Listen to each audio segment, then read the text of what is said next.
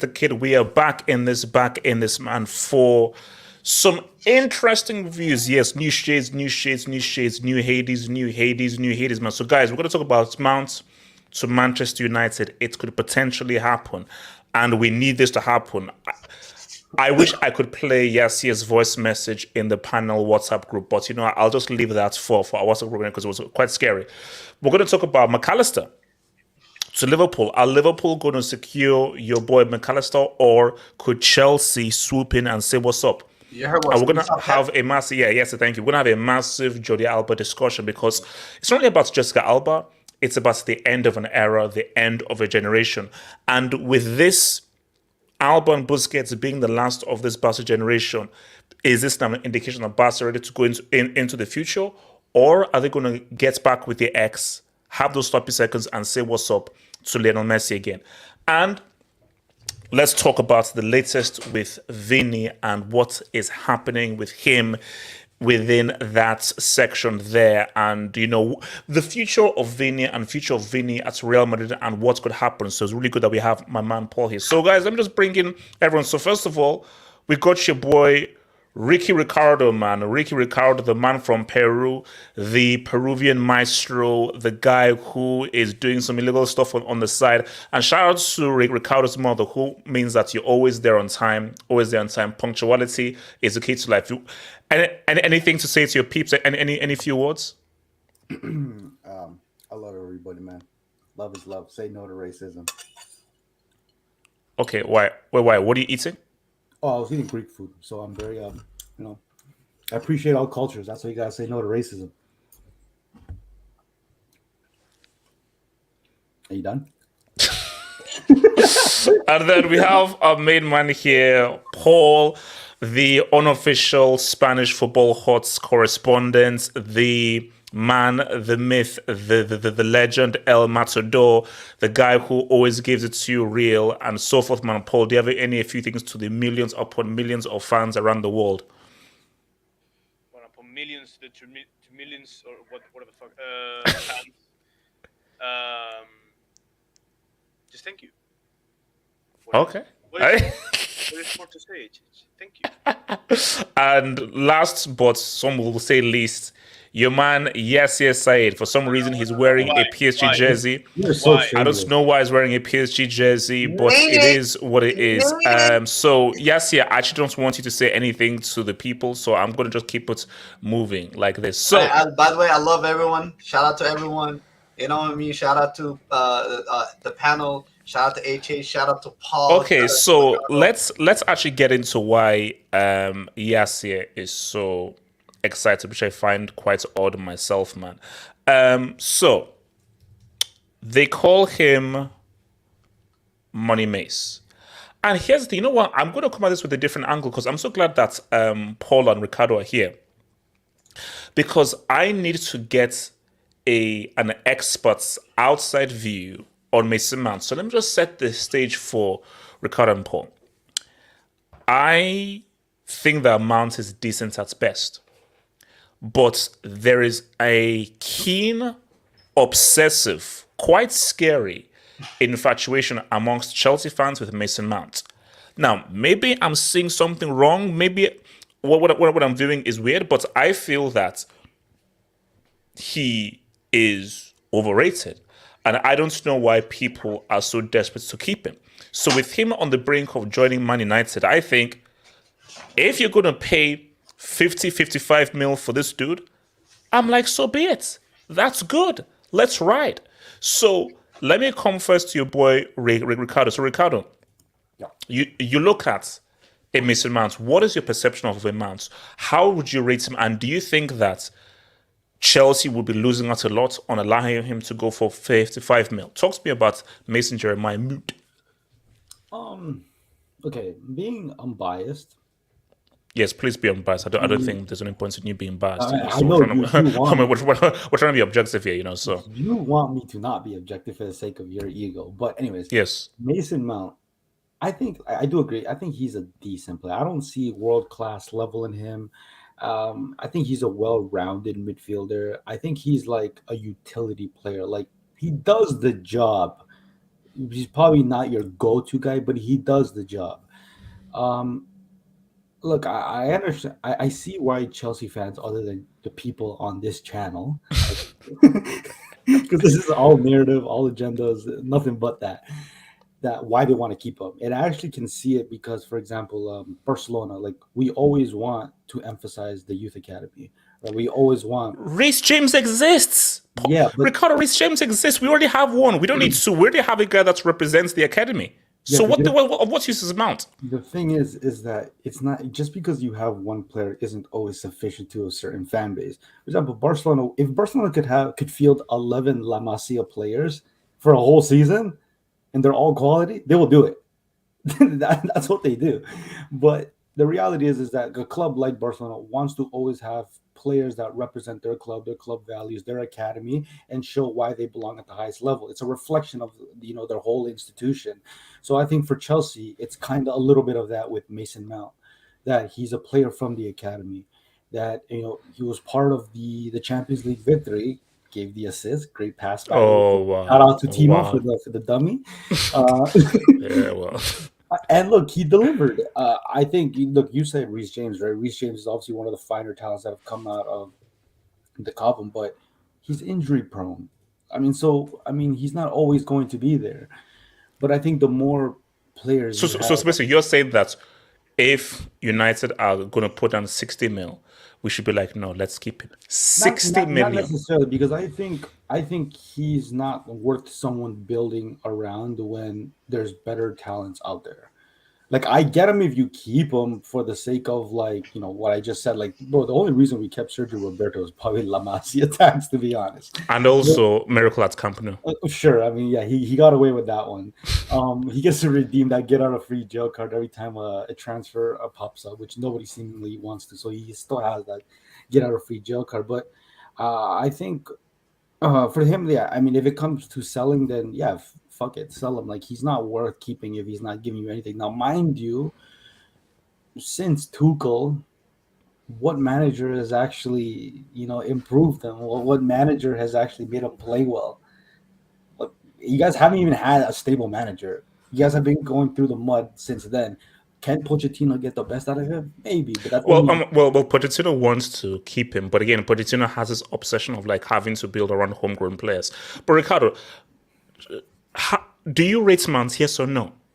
As a man with.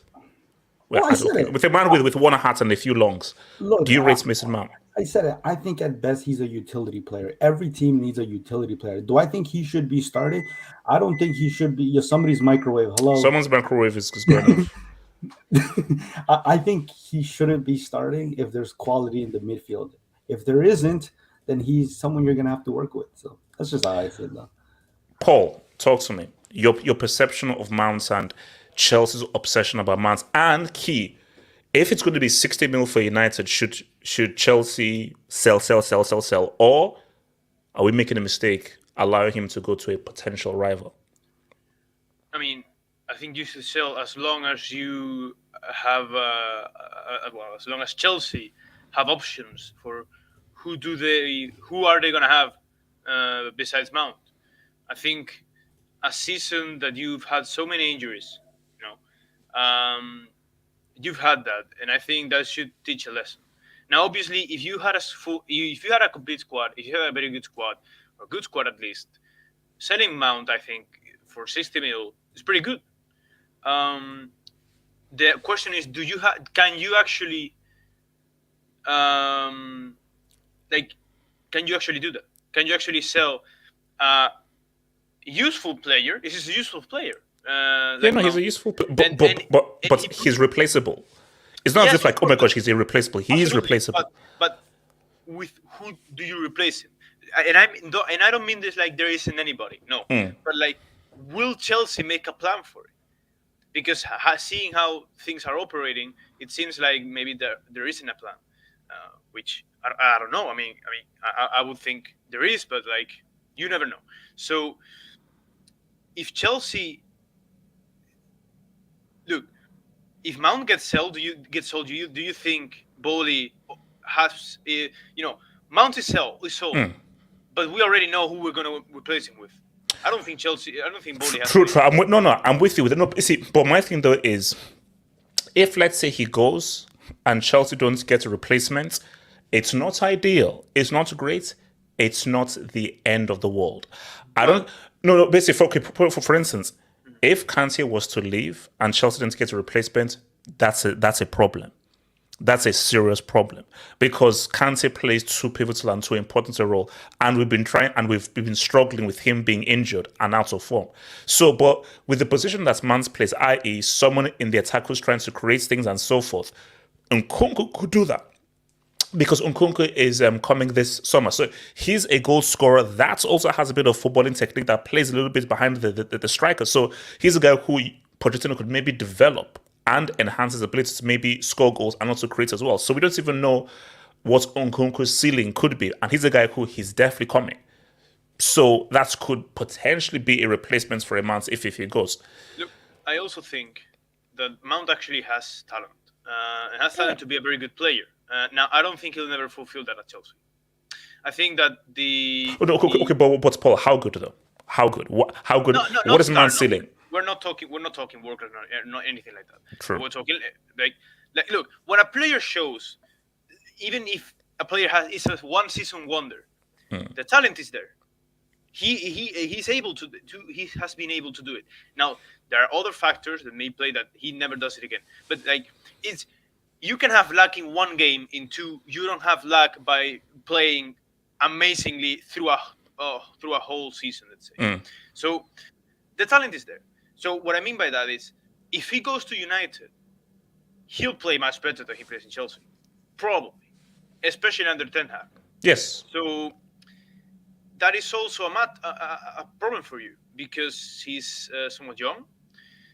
He has talent. Again, I'm not saying he's world class. He can be world class, but he could be a very good player, I think, under the right circumstances. I just think that, but I don't think at the same time that he will fulfill it at Chelsea because what has already happened. So, if you're gonna sell Mount and you're gonna replace him with a Gallagher version 2, then don't sell it because money. I think it is in a problem right now for Bowley. Oh yeah. If you actually think you're gonna get a good replacement, sell him. But know also that for the rest of your academy players, there is a message of no one has, it's not a very, very calm message you send to the No, Paul. No, for me, I'm happy with the cutthroat message that it sends because my thing, I'm here about meritocracy. This has been a horrible season, a bad season, and I want to win everything next year, and I want to get the very best players and to say what's up. Now, if the quality players are like a Reece James, cool. But if you're not up to the level of a Reece James, I don't have this kind of romanticized view of the academy. I don't get off saying, oh my gosh, academy players, oh yeah, let's go. No. If you're good, you're good. Now let me come to your boy Yassi. Yassi, so you're an alleged United fan. And you were celebrating. I heard that voice message. You were celebrating and doing cartwheels at the prospect of Mount joining United. So can you please tell the audience and the streets why you had a semi-orgasm of the prospects of Mount joining Man United? You're muted. You're muted, bro. You're muted. We cannot hear anything. Sometimes I think I deserve the big DR every single season because I used to be a Mount hater. I used to be one of the biggest Mount hater. But if I'm being real, because I was a bit trolling in the WhatsApp group. I like to take it over the top. You took it very over the top. Like I was pretty trolling because you're like, okay, is this guy being real? I'm gonna be real. Okay, I'm gonna be 100% fair. I think this is not a bad situation for Man United. I think there's a bad situation for Chelsea. I think for Man United, situation for Chelsea to lose Mount.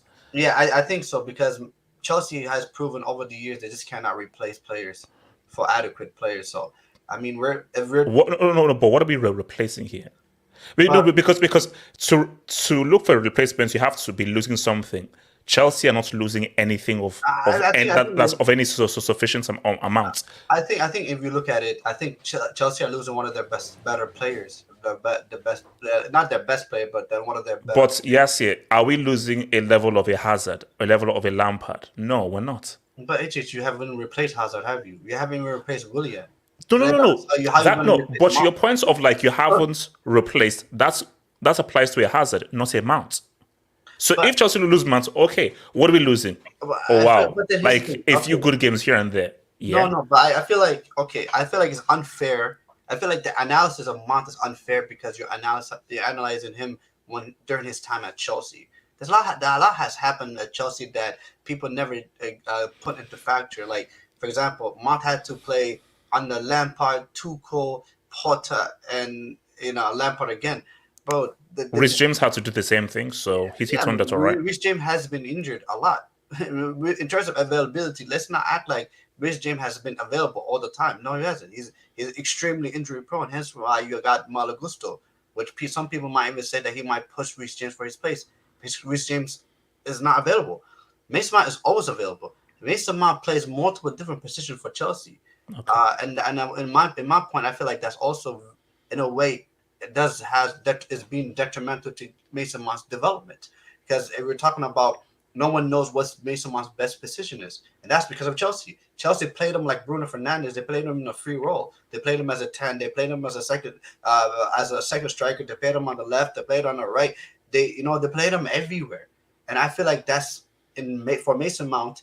I don't think he's that type of player. I think he's a type of player that you give him instruction, you give him a role. You give him a role inside a team, and he will flourish. So Mount goes United. Where does he play? Where Sancho plays out wide left. No. I think he replaces Eriksen. I think he plays in the midfield. You know that Mount can't play midfield. That's not his strongest position. He's an attacking midfielder. In my opinion, I think he's an 8. That's my opinion. So you believe Mason Mount can dictate play from the central of midfield, and next to basically you're gonna have a 2 of Casemiro and Mount. That's it. You're happy to have. Yeah, let's be honest. Like Jurgen Klopp did it with Jordan Henderson and James Milner. We're gonna do it with Casemiro, Mason Mount. Let's be real out here. Klopp is playing a different system. You can't. That's apples and oranges. Klopp is playing a different system to Ten Hag. It's like that's the thing. Every Ten Hag has a plan. Like you're making it seem like you cannot play with Casemiro and Mount in midfield with Bruno Fernandes. You can. But it's just the way how you build the team, is how you build the back line, is how you build the person up top, how you build the 2 wingers, how the team plays. At the end of the day, we have to build the team, HH. And in my opinion, I think Mason Mount will be fantastic. I think it'll be fantastic for us. Yeah, the streets are going to be wild. No, but I will say this. I think the best place for him will be under Jurgen Klopp at Liverpool. I think he will be unbelievable. But I feel like now we're talking. Yeah. Mount at Liverpool, I think that works great because work rate, full on energy, and he's the type of player that will flourish. Liverpool fans were like, oh my gosh, please, we don't want him. Go to United. Liverpool fans, I'm sorry, Mount under Klopp would cook. Mount under Ten Hag, I'm not sure. Guys, because I'm looking at the streets, yes, the guy said, you want Mount to be in a midfield 2 with Casemiro? Are you high? But then the thing is, like, with the issue I have with Eriksen is Eriksen doesn't make Casemiro's job easier, especially off the ball. It's like sometimes with Eriksen, it's like we're playing one less man. We don't have that work. But Mount isn't the solution, though. I think in terms of ball retention, in terms of work rate, in terms of pressing, I think Mount gives us so much in midfield. so a midfield three of Mounts, Casemiro, and Bruno. Yeah, so we will be there. We will be there. All right, so hold on. Let me say some quick Dubinsky's. Madness works. But it's fair. Lautaro, 2 goals, Coppa Italia final. Inzaghi, wow, 7 out of 7 in finals. Guys, I know where you're going. No. No, we have to build it up. We have to build it up. No. Don't. No, that's not happening, man. For Abrit's Fair, Spurs were 4th, and now Spurs are 8th? Yes. Not even Conference League. Yes. Actually, Antonio Conte lives. He lives. Let's be real. He lives. Money, Manu Mace, Mudrik, don't die for Nyash. Nyash is basically pigeon for ASS, pretty much. And if you saw what's happened with Mudrik, he got pretty much cascaded, or really. What is wrong with your players, HH? What is wrong? No, what's wrong with Modric? All he's been is a social media meme for the entire year. It's what it is. Shout out to your boy Kato. Thank you for the drop. Guys, this is not a promo. I've been a member for about 10 months. Streets, I'm here to tell you, join up the Monday hangouts are wild. I see why Wing isn't allowed to talk in regular hangouts. Basically, if you know, Wing is pretty much rated at 18. Basically, if I allowed him 1 minute on here, my YouTube career would be over, and I'd be living on the streets. So, last thing before we move, Ricardo, if you're Mount, what should you do? Try and negotiate a contract with Chelsea. Accept what Chelsea give you. Go to United. What has he been offered? I've heard crazy numbers. So basically, I think the key thing is the contract length. So I think they want him to. I think it's like 6 years, 6 or 7 years. Okay. They want to put him in prison. I'm not. Basically, I'm not sure what the fee is. I think the main dispute is the contract length. He doesn't want to commit that long to the contract. Oh, how old is he now? 20 what? Wait, how old is it? Still 24. 24, 6 years. I could see that because maybe he wants to assess himself when he's 27, 28 and try to get a bigger contract. Basically, it's a blood pact. It's a blood pact. I think it ultimately depends on how much he's being paid too, because I've heard crazy numbers like they're offering $350,000 a year, which is like, $350K a week. And if you have that over 5-6 years, to be honest, I'm taking that. I'm not even gonna cap. But I think for his own self, it depends what he wants. I mean, he's in London, it's a good city, footballing city. What can you really ask for? Where else is he gonna go to? I highly doubt he's gonna go somewhere like Arsenal or Liverpool or Tottenham. I could see Liverpool.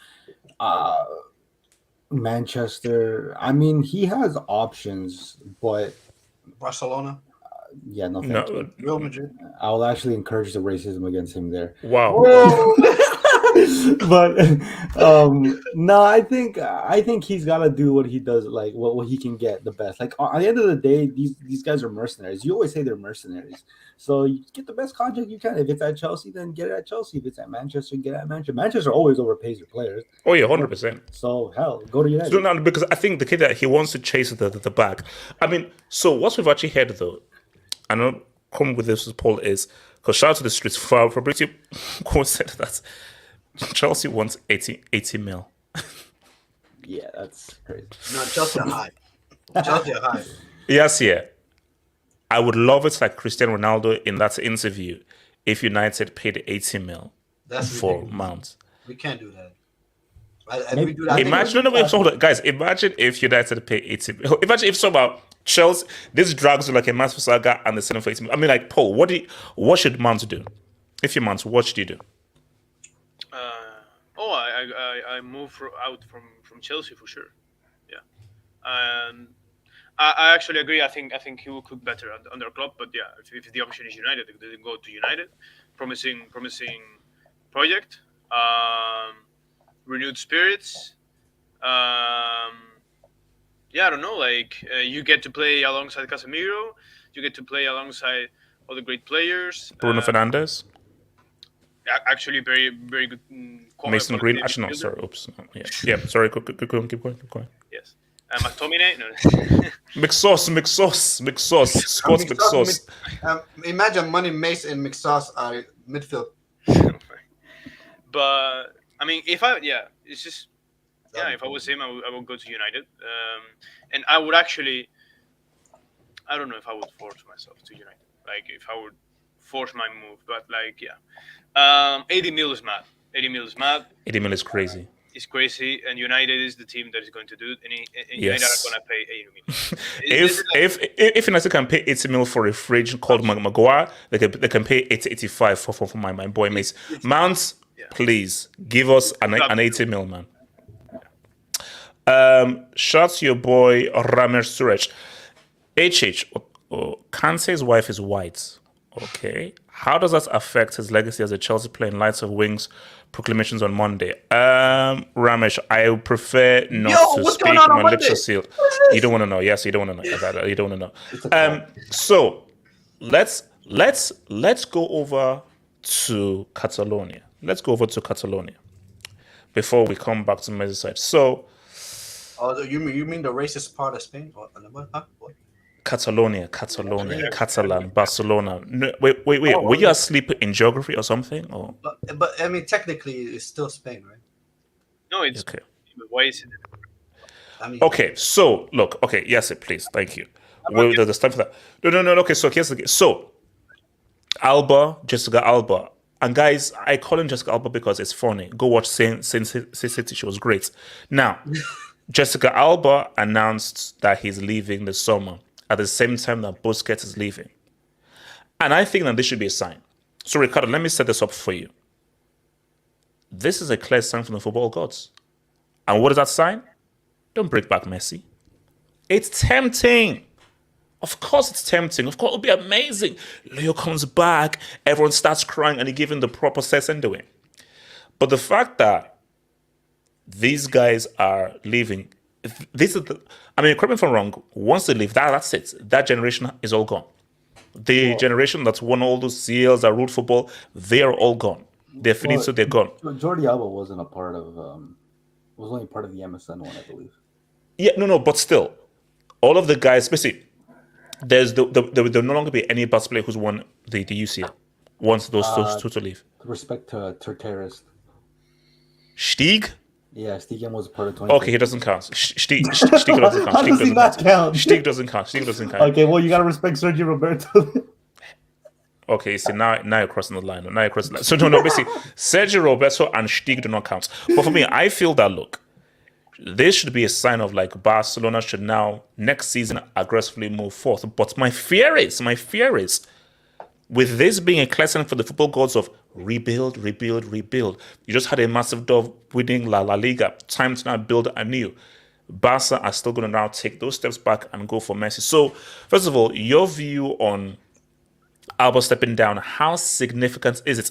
And do you believe it means that it should be a clear sign that Barca build anew, or are you twerking like Cardi B for that Messi flex, man? First things first, preferably I prefer Ice Spice's twerking than Cardi B's fake Okay, silicones. all right. Okay. Second thing. Second thing. Alba. To be fair, the Alba one doesn't hurt as much like Busquets because, fortunately for us, we have a player that's come out of the academy that somewhat similar profile already has started off his career very good, off a good start, and it's Alejandro Balde. So, I mean, if we didn't have Alejandro Balde, then there would be more concerns about who our left back is going to be. But, thankfully, we have a great youth academy and we got a player like him. So that's going to hurt a little less. I think perhaps, Balde not having that much time under Jordi Alba's wing and learning the game on that left side flank. I don't think it would hurt him, but I think being under his tutelage would have definitely helped him a lot more. But as for Jordi Alba, look, all I can really say is that he's been a great servant to the club. He was unfortunately a bit late into that golden generation where they've won, the Euros and the World Cup. When did he join? When did he join Barcelona? I think it was 2012 because I remember he was in Valencia.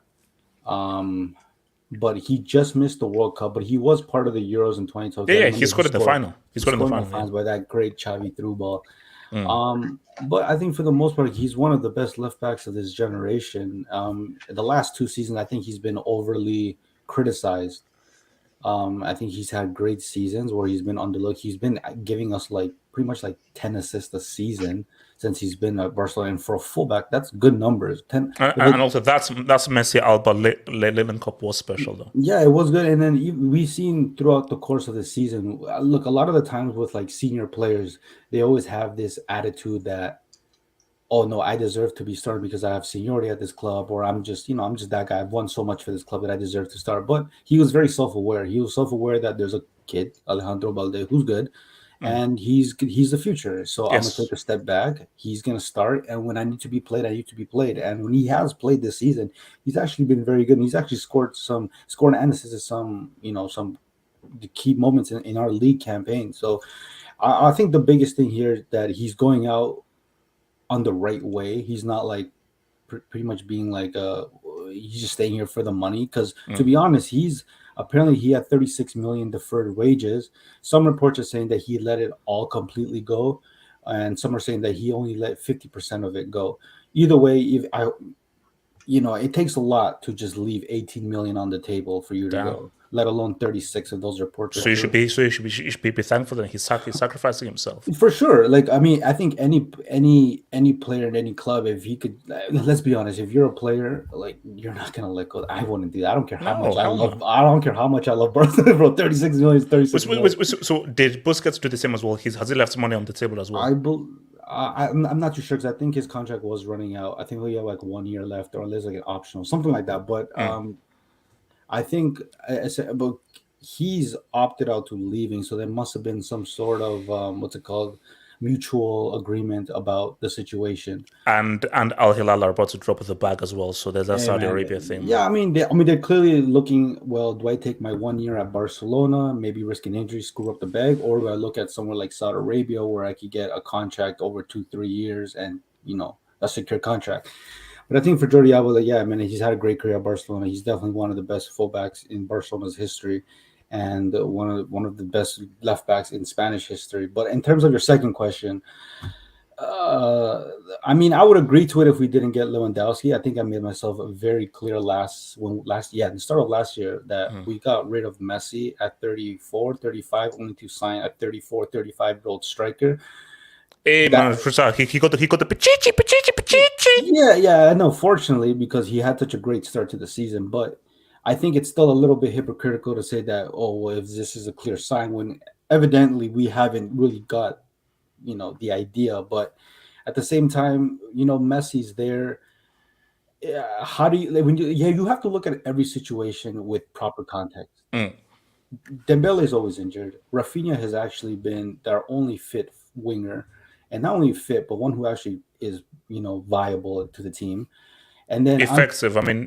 Not fully Brazilian, but somewhat effective. Yeah, he does the job, is what I'm saying. Ansu Fati, I've lost faith, in my opinion. Ferran is just not a good fit. I think he's mentally not recovered, which, to be honest, I feel for the guy, but it is what it is. This is the sport. It's a business at the end of the day. High level, baby, high level. Yeah, and when you look at the situation where you have a player like Messi, who's still one of the top players in the world, and he's willing to come back, and he's going to take a significant salary cut compared to what perhaps he would probably prefer. How could you say no, even if it's just for 2 years? Because Barcelona, in the financial situation they're in, they're not going to be able to afford another forward, because forwards are generally very expensive. And so okay. So if Barca can afford Messi, you think Messi coming back doesn't sort of stunt the developments of Balde, Pedri, Gavi, and the young dudes? So you think it would actually help amplify? It won't offset the balance of the team. It will. The thing is that it's going to be a challenge for Xavi, right? But for example, like Keyman just said that Rafinha, Ferran, Fati, Koundé are all going to be sacrificed for Messi. That actually isn't true. Koundé didn't say he wants to leave. He said he's open to leaving if it ultimately leaves up to Barcelona if they want to sell him or not. But I think people are just too focused on what's going to happen on the field, and they're not focused on what Messi actually brings to the team, the club, in a financial sense. Messi coming back to Barcelona, you'd be pretty dumb to think there isn't a financial incentive from the club to bring him back. You bring him back, you give him the number 10. Shed sales, you know. Laporta even said himself when he came back to the club that Messi was directly responsible for 1/3 of the club's revenue. He was directly responsible for a lot of the sponsorships. That's why a lot of sponsorships also opted out the moment Messi left. Well, that's harsh. That's So, harsh. so he's a huge bargaining piece. So I think, obviously, when you're in a time of financial, struggle, when there's someone like Messi out there, how could you not say no? I mean, I think the things on the field will be figured out. But eventually, look, at the end of the day, it's a harsh business. Ansu Fati came through the academy. He was given the number 10. But ultimately, you didn't step up. Ferran, the same thing. Like, you were given a chance at a top Spanish team, being a Spanish player. You didn't step up. To be honest, if you ask me, I'll be honest. I think Dembele should leave as well. He's too unreliable. Whoa. Okay, we don't need to cross the line. No, but we don't need to cross the line. It is not his fault that he keeps getting injured. Right foot, left foot, he's ambidextrous. No, there is a point where you have to actually take accountability of why you keep getting injured. Ask Hazard why he's always getting injured, because he's a fat ass. He doesn't help his knees. He doesn't help his ankles. Okay, we don't need to fat shame. No one needs to fat shame a borderline World Cup winner and the guy who won the Golden Ball into 2018. No one needs to do that. Anyways. So, but yeah, no.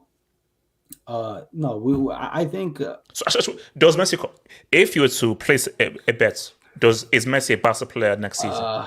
To be honest, I think all the signs are pointing that he's going to be. If he's not, I think he's going either that. If he doesn't, he's probably going to go to Saudi Arabia, which honestly I wouldn't mind either, because he's completed everything. Like, he's just doing a farewell tour in Spain if he comes back. That's really what. Well, let him win a second World Cup, not in Qatar. Oh my God! So not in Qatar. Let him win a second World Cup in Qatar. Then you've concluded football. Yes. Let me talk to you, and then I'll give it to you, Paul, as well. Yes, talk to me. Alba leaving and so forth. What does it spell for Barca? And do you think Alba was underappreciated? And do you think this opens the doors for Leo Messi to shake you? Go for it. Why do you have to clear your throats? Just talk. Mr. Jordi Alba.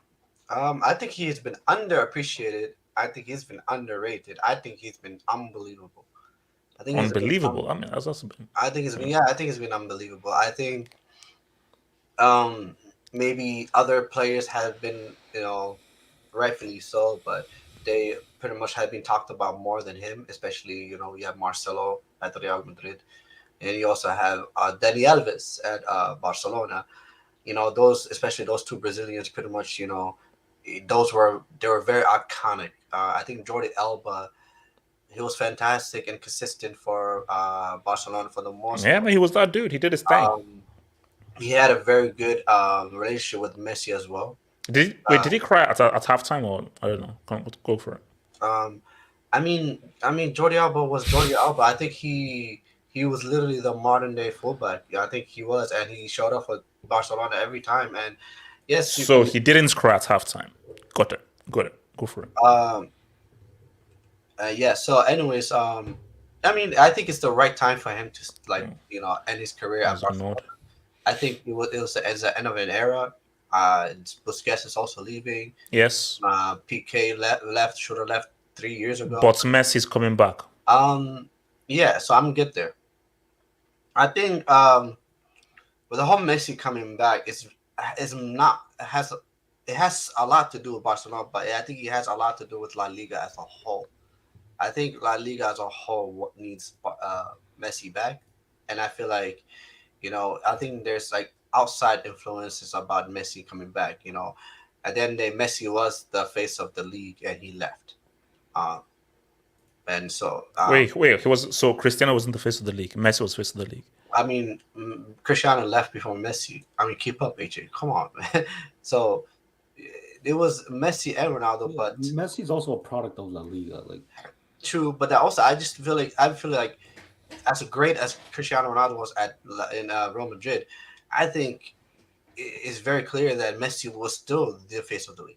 It was Cristiano. I disagree with that. When they were both there, I think they were no. Yes, yeah, and I am one of Cristiano's strongest supporters and everything. And even I can say that at their peak, they were both the faces of the league. They're both the faces of the league. I get that. I'm not saying he wasn't, but I feel like Messi was more. I feel like Messi was, in a sense, I feel like people equated him to Spain. Who has more Instagram followers? Okay. Wasn't gonna do it anything. No. What do you mean? He said, he was effectively a dude who clips his eyebrows has more Instagram followers than Leo Messi. So how could he tell me the most followed man on an Instagram plan? Yes, why are you hating? Just say that they both shared the limelight. You can't say Messi was a face when a guy who scored more goals than games, playing for one of the biggest clubs in the world, was also in the league at the same time, dropping 40 goals, 30 goals, 40 goals, 50 goals, and so forth. Come on. They were both the same thing. Then when Cristiano left, Messi was the primary face. Well, let's agree to disagree. Let's agree to agree. No. I think it was, yes, the whole Messi and Ronaldo thing boosted La Liga. It did, but deep down inside, I feel like the way people accepted Messi, especially in La Liga, it's not the same as the way they accepted Ronaldo. Messi almost to the point where that is true. People forgot that he was Argentinian. Literally, people actually forgot he was Argentinian. So, but I would argue that before the concept of the face of some league wasn't as prominent. It's all about marketing, and promoting a league is not just about taking a superstar and make it out to be the face. I think that before, it was more like we have these two freaks of nature. It was about the Clásico, the hardest Clásicos, Mourinho, Guardiola, and then even though obviously Guardiola left, and Luis Enrique and Ancelotti. But basically at that point, there was no face of La Liga. It was Barcelona and Real Madrid, and these two guys competing for the goals records. But really, it was about these are guys playing at a super high level with super. So, and also, yes, you're forgetting one key thing as well: Pep and Mourinho. So it was not only them; it was also these two managers with huge personalities and huge egos going at one another. So the pull at the points of the Spanish league, there were many elements. Clásico. Yeah. I mean, fair enough. I still say, man, I'm just saying, when in terms of La Liga, bro. Wait, but let's even say about should Barca bring Messi back? Yes, I think Barca, not only Barca, I think La Liga, Tebas needs to be on that phone. He needs to make sure this happens. Well, he's not going to do that. So no, but because I don't think Barca has a choice in the matter. I really don't. I think they need Messi, and I think the league needs Messi. If they can financially secure it, because you say, "Oh, Tebas, how's it going to be in the phone when he's literally the stumbling block for Barca to do this?" No, because if he was so desperate to have him, relax the stipulations and so forth to make it easier to financially bring him back. But he's not done that. So Tebas doesn't have any brain cells. It's obvious that he doesn't. Like, it's evident that he doesn't have any brain cells. The guy doesn't know what he's doing. So Tebas doesn't know what's good. If you told him exactly what's best for the league, he would tell you no. Come on, like, the guy is an idiot. Let's be real. He doesn't know what's good for the league. So let's be honest. You saw what happened with Vini. You think that was good for the league? Come on. Anyways, but then here's the thing with Messi. They're gonna make it happen. The reason, and then you already hear rumors. You heard that Jules Koundé, there's a possibility they might sell him. You already heard that Rafinha, there's a possibility they might sell him. It's gonna happen. I mean, I think Sid Lowe was also. So they're basically clearing the way for a Leo Messi return, which would be emotional. Shout out. I think Sid Lowe actually made a comment, said that pretty much everyone, especially in Barcelona, want this to happen. I don't think Xavi does, but other than Xavi, I think everyone in terms of the Barcelona hierarchy, the president, Laporta, and everyone that's involved want this to happen. Yeah, and I think So Paul, talk to me again, but even just maybe from a more macro perspective of Alba, Do you think that he was underappreciated, or do you think he was appreciated enough, or do you think that people were a bit too harsh on him in the last few years and forgot how good he was at the very peak of his powers when he was at Barca and Spain and so forth? And also, do you feel that it's inevitable? Barca are clearing the way financially from Messi to now come back and say what's up? Well, because it's a shorter point, I'll start with the Messi thing. Why do we assume Messi wants to come back? Oh, come on. Of course he wants to come back. No. It's a serious question. Why would Messi want to go back to Barca? I'm not saying he would want to. I'm just saying, like, everyone is talking like Messi. And for me, obviously, Barcelona want Messi to come back, or at least Laporta. For me, it's not that clear Messi wants to come back. Why would he? No, but okay, my answer to that is, first of all, he never wanted to leave in the first place. He had to because of the complications. It doesn't matter now. But also, the last few years at PSG, I don't think he's been happy. He's just been doing it because, okay, I'm in Paris and so forth. And also, what are the other options that are there? He has come out and said he still wants to remain in Europe. Okay, he wants to remain in Europe. You are fed up with the Paris fans, the PSG ultras, and so forth. Outside of Pep and Man City, where else in Europe can you go? But like, look, but seriously, Paul, like if he says that I want to remain in Europe, you are fed up with PSG based on how the relationship between you and the fans have broken down. If we discount Pep Guardiola and Man City, what other club out there in Europe can he go to? But the matter with Barcelona is like we're making it like we're not talking about the humongous economical problem the Barcelona has right now. Like apparently we have all forgotten about that. Even if Messi, like, would Messi want to risk to tarnishing his legacy if he came back to Barcelona and wasn't able to carry the team? People would be on him, even though it wouldn't be fair. But people would be on him. I don't think they would. Would he? No. No. Barcelona fans wouldn't. Maybe Barcelona fans wouldn't. But in the future, like 3 years after the 2-year contract on Barcelona, 5 or 10, like people are gonna be like, yeah, well, he won to work or whatever, and then he came back to Barcelona and again wasn't able to win. But Paul wasn't able to do this. He has too much credit in the bank. You see, my thing though is this for me. I feel like him coming back, it's win-win. He can't lose because my thing. Do you know why he can't lose? Because of how he left. So even if he doesn't do well, he underperforms. Barca are not really at their best. It's like this is how you should have left in the first place. That we owe it to you for you to have that emotional last season and so forth as a thank you for your services. I think that too much has already happened for it to be like, oh, but Messi, you weren't really that good. You know what also helps Messi's case? It's the fact that they've gone to Europa League the 2 years that he's been gone as well. No, but so all he needs to do is qualify for them through to the group, and it's already a dub. It's already an embarrassment situation for Barcelona that they're not able to get past the groups without him. So he kind of has a get out of free jail card. It's just making it past the group stage.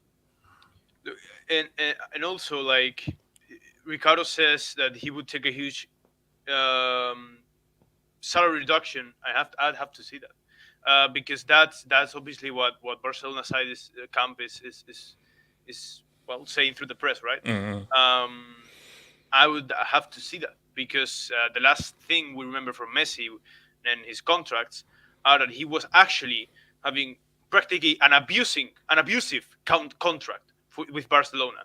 Now, you can blame that on Bartomeu, but Messi knew what he was signing with the VIP places for Suarez family and crazy millions. So, having said that, Ricardo, your club is a mess, man. But having said that, I mean, those are not if Messi returned to Barcelona, I think it would be good for Barcelona also economically. I don't think it will solve their problems. I personally think Barcelona is headed down to SAD. I just don't think they have any salvation unless the miracle happens. But yeah, Alba thing. I too much time on this. Sorry. Look, the Alba thing. Obviously, he was an amazing left back, one of the best Barcelona has ever had. I think he was kind of fairly treated his last years. I mean, it isn't fair to just to say that has been overrated. No, he hasn't been. But there has been a period where he wasn't able to do it anymore, and he was still insisting on playing. And let's remember as well that Alba was one of those players that formed this Pique, Suarez, Messi, Alba, Roberto thing of basically controlling the club and the team. So let's not forget that. Having said that, absolutely amazing left back, legend in La Liga, a legend in Barcelona, I'm sure. But do you think that people will? Because it's funny. So I put out a tweet saying, Alba, he was part of this and so forth. And the main people who replied to me was that, wasn't it the guy that was crying during the whole Liverpool game? So my question to you, Paul, is what will people remember the most? You crying at halftime during the Liverpool comeback, or the great things that you did and being part of that Barcelona team and so forth? Everyone remembers the link up between Messi and Alba. That was one of the most easy to remember things. Now, I think he would be good remembered. Like that's fair. And actually, some people compared him to Sergio Roberto in terms of these last years, and I don't think so. He hasn't been at the level of Busquets, who hasn't been perfect at all, by the way. Yeah. But he's above Roberto, who has been also useful, by the way. He hasn't been useless. He hasn't been useless for the club. He had a rough patch, but yeah, give him props. I hate him with all my guts. He's the Barcelona player that I most hated in my life. But he's amazing as a player. So let's hit some Dubinsky's, man. Shout out to your boy Wiseky Jackson. Yes, you already have a roadrunner in midfield. His name is Bruno Fernandes. And how many workhorses do you need? McLominay, that's fake-ass Brazilian Fred. The bits, where's the creativity? This is not ice hockey, aka NHL. Yes, do you want to respond to this? Why do you want another roadrunner in your team? You know what? I say the more Brunos, the better. I'm telling you, if we had like 11 Brunos, bro, we win everything. So okay, hold on. Yes, are you trolling or are you actually being serious? I mean, I love Bruno Fernandes, so yeah, I think I'm serious with that. What do you mean by you think? Either you are serious or you're not serious. Right. I mean, it depends on if you're gonna drop a brick. So I'm trying to. I have a credit, So like, I don't think the amount of brick. I can't afford these bricks, okay? I can't. You said you think you're serious. The fact that you don't even know exactly what emotions you're saying means that break. So basically, put it this way: so you'd want 11 Brunos. So you're happy with basically you want United to be a workhorse team from back to front. All workhorses. We might actually do something. It'll be Bruno United. Yes, Bruno United. Listen, No. Yes, do you know how disgusting it would be to have both Mount and Bruno in the same team? Do you know how messed up that is? I think it's gonna work though. I'm not even I think it's gonna work. I don't know, but that's Eric. See, sometimes like maybe it's like that sick. Maybe I'm sick in my mind. Yes, you are sick in your mind. There's a bit of me that I like to experiment. I like to do things that it might not work, but can I make it work? I don't know. I love it. I love it. Okay, you're a mad scientist, man. Yeah. Wink, Paul, send $10 to the RKKK to prove you support. Paul, you don't need to respond to this. Paul, don't respond to this. It's a long story that you don't want to know. So yeah, Wink, just stay in your cage, please. David C, temporary Madridista visa still in progress. I'd rather run it back with Lingard than a TV mount. Oh wow.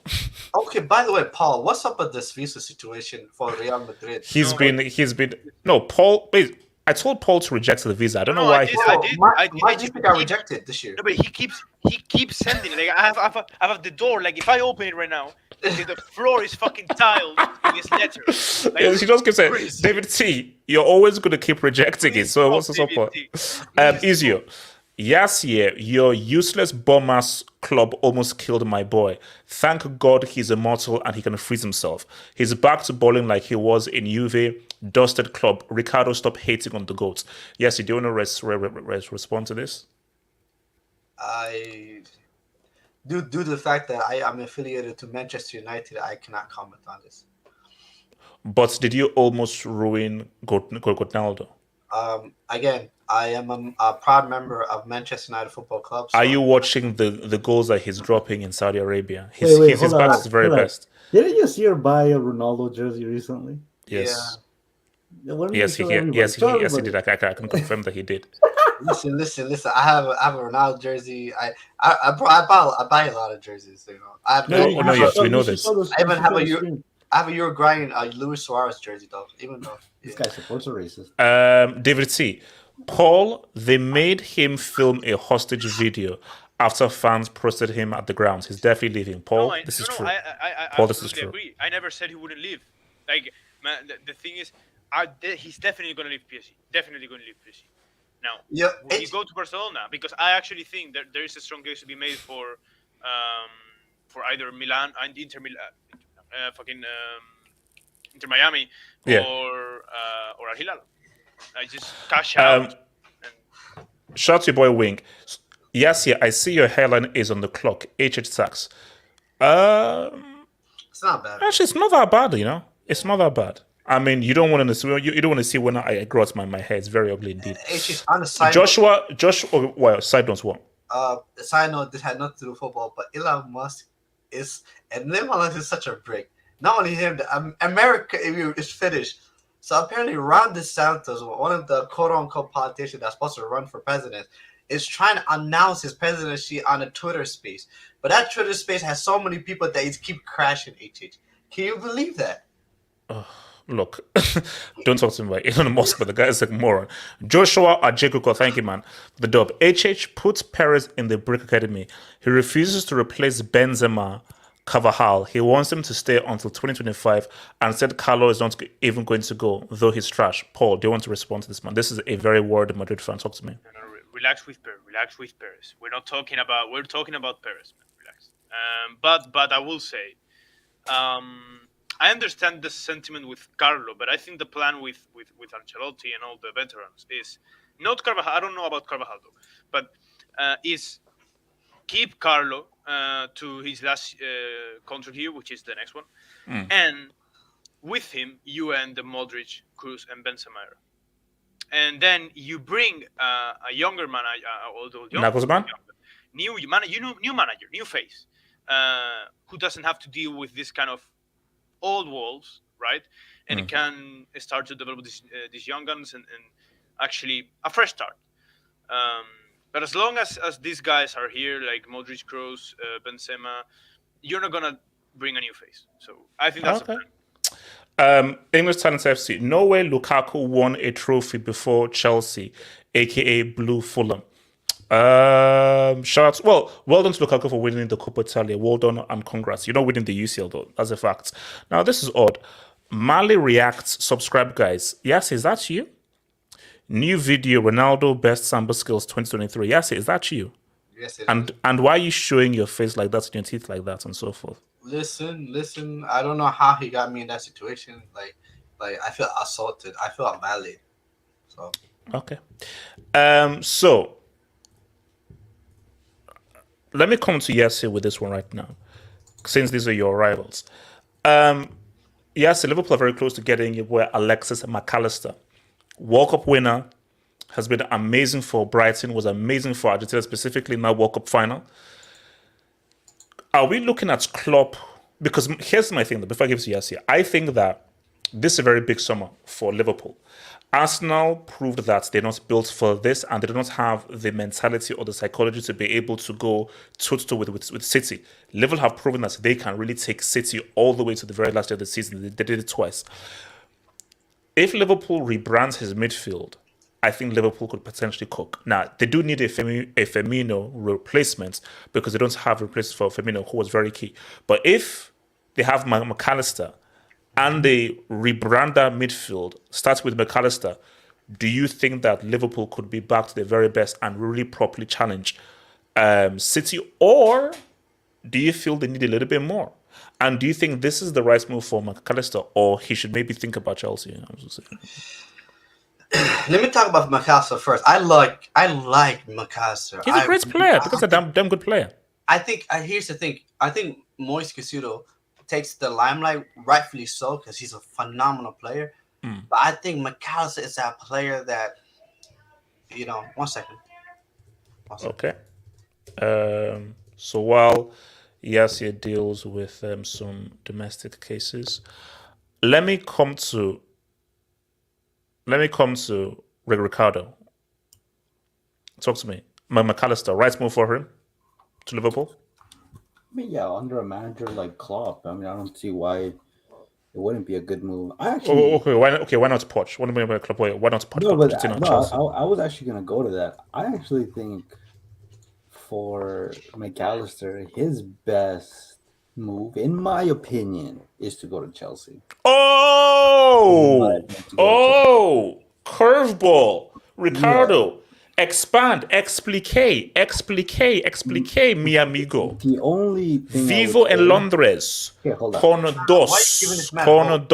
The only mi amigos y habla español. Look, I'm just grabbing. Look! Shout out to Miss Brancano, man. Okay, she taught me well. She was also an alcoholic by well. Shout out to my Spanish teacher, Miss Brancano, man. And that's the reason why I actually eat gin and tonic. Ricardo, the reason why I order gin and tonic is because of Miss Brancano, who used to turn up drunk for our Spanish lessons. So I say shout out to Miss Brancano. All right, shout out to all my alcoholics. Okay. No, I actually think him going to Chelsea it will probably be a better move. The only downfall is obviously because they don't have Champions League football, and he was pretty close with Brighton, or at least competing for those spots, but he didn't ultimately end up there.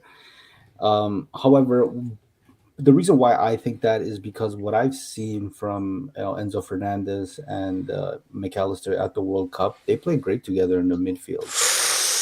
So that's the angle of which I'm coming from. Now there has been reports that Pochettino wants to bring. Can I just say that again? Enzo and McAllister, they do what? Can you just say that? But just say it like slow. Just say slow. Okay, Enzo Fernandez and Alexis McAllister, they cooked in the World Cup final. I added final there for you. But if Pochettino can bring in more players, like I've heard links with what's his face, Lautaro. Which, I'm not saying make it a full Argentine team, but it kind of makes sense because a lot of people here say that Argentina is racist and Chelsea's a racist club. So, it makes sense. Okay, so basically, Ricardo, you're trying to tell me that McAllister works best with Enzo. Is that what you're trying to tell me? We've seen it. We have proof. We have evidence. There's a gold trophy. No, wait, Ricardo, what evidence is this? Do you mean that Chelsea could have 2 World Cup midfielders? Is that what you're trying to tell me? I actually regret saying that. No. You said. I'm just saying. So, Ricardo, are you saying that I should? No, are you saying that I should put forth streets? Can we get this hashtag going? Zomac. Okay, you ruined it. You just jinxed both. All right, anyway. The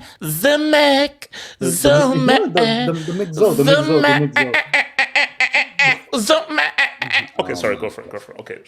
Okay, now my other thing is, other than Chelsea, if Gundogan is leaving Manchester City is an I'm telling you, bro, that's the perfect fit. Okay, that's a perfect fit. Hold up. All because we saw Pep Guardiola hogging him after the Brighton game. Doesn't mean that Pep isn't good enough. But you got to think of it too. Pep's racist, and he likes his white players, so you'll fit right into that. Do you want the sense of? I'm trying my best.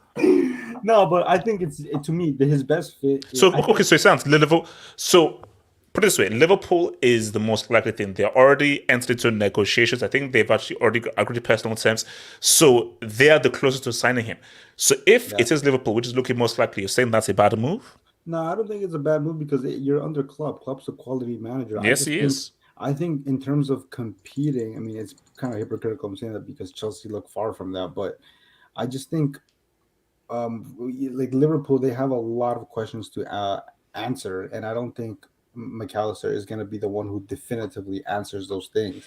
Whereas Man City, I mean, it's pretty obvious. They Oh, already yeah. have the equation figured out. They're just, replacing it. No, okay, no. Let's even put it. So you're saying that McAllister goes to Chelsea, McAllister goes to Liverpool. How much effect does it have on both of those teams? I mean, how much does he close the gap? I don't think he closes the gap for Liverpool because I think Liverpool has a lot more questions. Their whole the midfield is just, it can't be fixed under one man. As good as McAllister is, but for Man City, I mean, Gundogan, he's hard to replace, but he is replaceable, and McAllister has shown his quality. I think any manager under Pep, any player under Pep is gonna improve exponentially.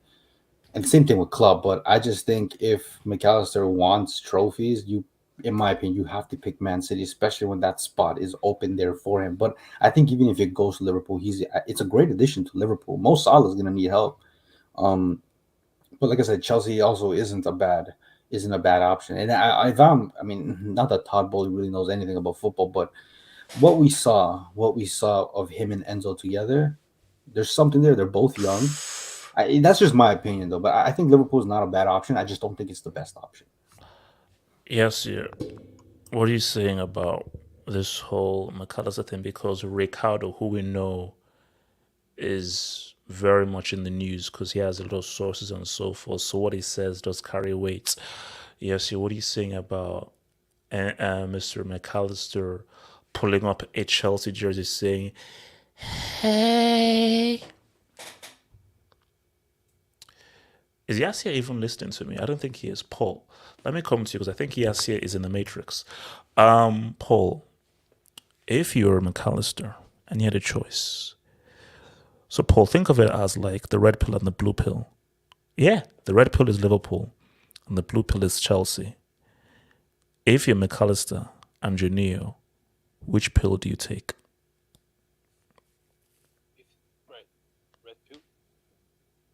So this is the red pill. This is the blue pill. Red pill, blue pill. Red pill is Liverpool, and the blue pill is Chelsea with the potential treble. But then there is another pill in the middle. The light blue pill. Bro, I don't know what that does. Last I checked, because bro, I've watched Matrix is one of my favorite films of all time. I know there are only 2 pills, so I don't know what. So I think it's risky taking the other light blue pill, bro. Because that light blue pill, you know what it does? What does it do? It takes you straight to the best team in the world right now. That's what the light blue pills makes. A team that has, unlike Chelsea, has stability as a club. Unlike Chelsea, is basically a proven team with youngsters, but also with people like De Bruyne, who can absolutely enrich your game. The obvious and safe and intelligent choice is City. Now, it is true. I think it's a great point that I didn't think of. Ricardo has mentioned it. Enzo Fernandez and possibly Lautaro, but especially Enzo. That for me is the only card Chelsea can play. They can really play, which can go okay. But like, if McAllister goes for free or how is it? I think it is a fee. I think it's a fee. It is a fee. It's a fee, yeah. Okay. So good because I don't know if Bowley would have spent more money. Listen, there is no way if he picks Chelsea, he is as silly as Enzo, to be honest. I mean, for me, I already think Enzo made a mistake. Not because Chelsea is a bad club, but because your situation right now, HH is hell for any player. Paul, he also signed a 10-year contract, by the way. Well, go on. Look, Paul. We're going to fix things. It's going to be a holiday camp very soon. And Mudryk, the oh my god, getting owned by Joey. Oh my. Joey Swall. Shout out to Joey Swall, man. Yeah, great man, by the way. jinx me. Yeah. I mean, I'm scared. I don't want to be in the wrong side of him. Him and Noel. Him and that Noel. But yeah. Listen, it's just, if you pull this off, if you take McAllister above City, because I actually agree. I don't think Liverpool. I mean, still being under Klopp is amazing, but I do think it makes more sense either Chelsea, which is a very risky choice, or City, which, I mean. But if he goes to Liverpool, though, would you say that would it be a good move? I.e., he helps Liverpool, improves, and Klopp makes him a better player. The three are good moves. We're talking about Liverpool, in terms of European competition, the best English side probably. Yeah. You have an absolutely elite manager, even though some casuals like to think, and I've heard some of you critique a lot of to Klopp, you included. But yes. I still that he should step down. Yes, absolutely. And I still stand by it though. But that's fine. But he is an absolutely one of the best managers. No, he's a great manager. I mean, give him his players at their peak. He's an outstanding manager, 100%. But Paul, what would be his what would be his best option though? If you have Liverpool, City, Chelsea. City. Oh, it's obviously City. You know it's City. And I mean, hey, it's not a bad option, Chelsea, but it's a much riskier one. But City is they have proven by beating Real Madrid, they are right now the best team in the world. They are a football machine. They are under one of the best coaches ever, Pep Guardiola, especially for midfielders. You have a team that is proven, a team that is proving that they have a mentality, a team with elite strikers, which Chelsea do not have. Elite defense, which Chelsea still do not have. An elite midfield, bro, and you're part of that because the captain goes Gundogan. You gotta whoever takes that spot, you should just. It's obviously the best option is obviously City. It's obviously City. The second best option, I think, it's slightly Chelsea above Liverpool. I mean. Look, for me, the money as well, like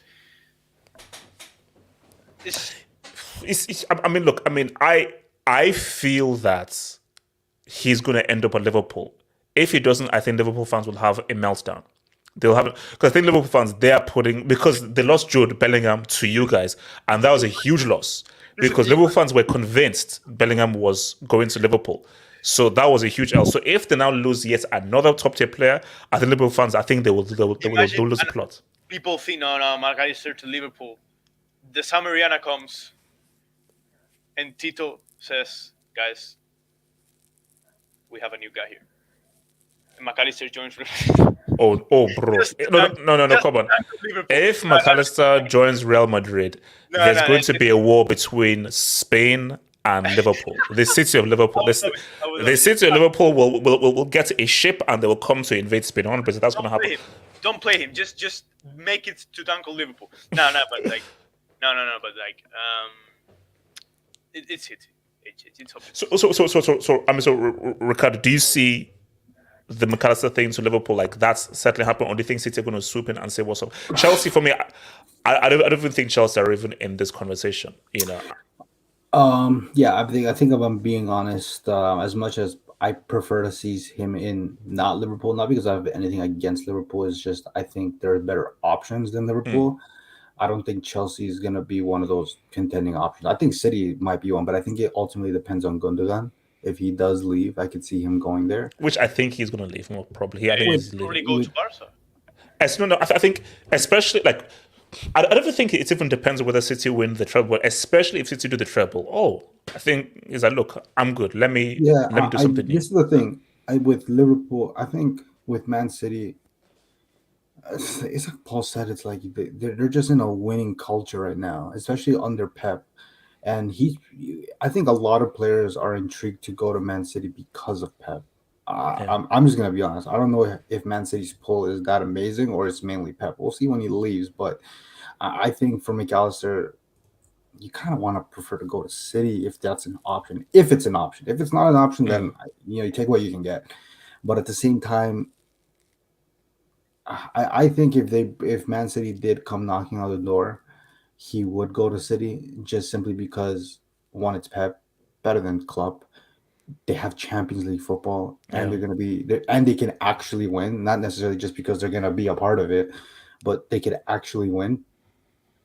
Liverpool they're not gonna have Champions League football. They're gonna be Yeah, fifth. that's a great point, man. So, That's a great point. I forgot about that Champions League football. but yeah, I think all it takes for Man City is just to inquire about him, and I think McAllister is gonna have different thoughts. I think, man, it's really hard. It's really hard because I definitely think if Liverpool are serious, they got to wrap it up right now. Oh yeah, Because if they don't, and we that's get why anything that is to why do, they've been so quick to make this happen. That's why they're accelerating it. Because I yeah, think if Gundogan says, "Bro, I'm out," I think that like, bro, Alexis, let's say what's up.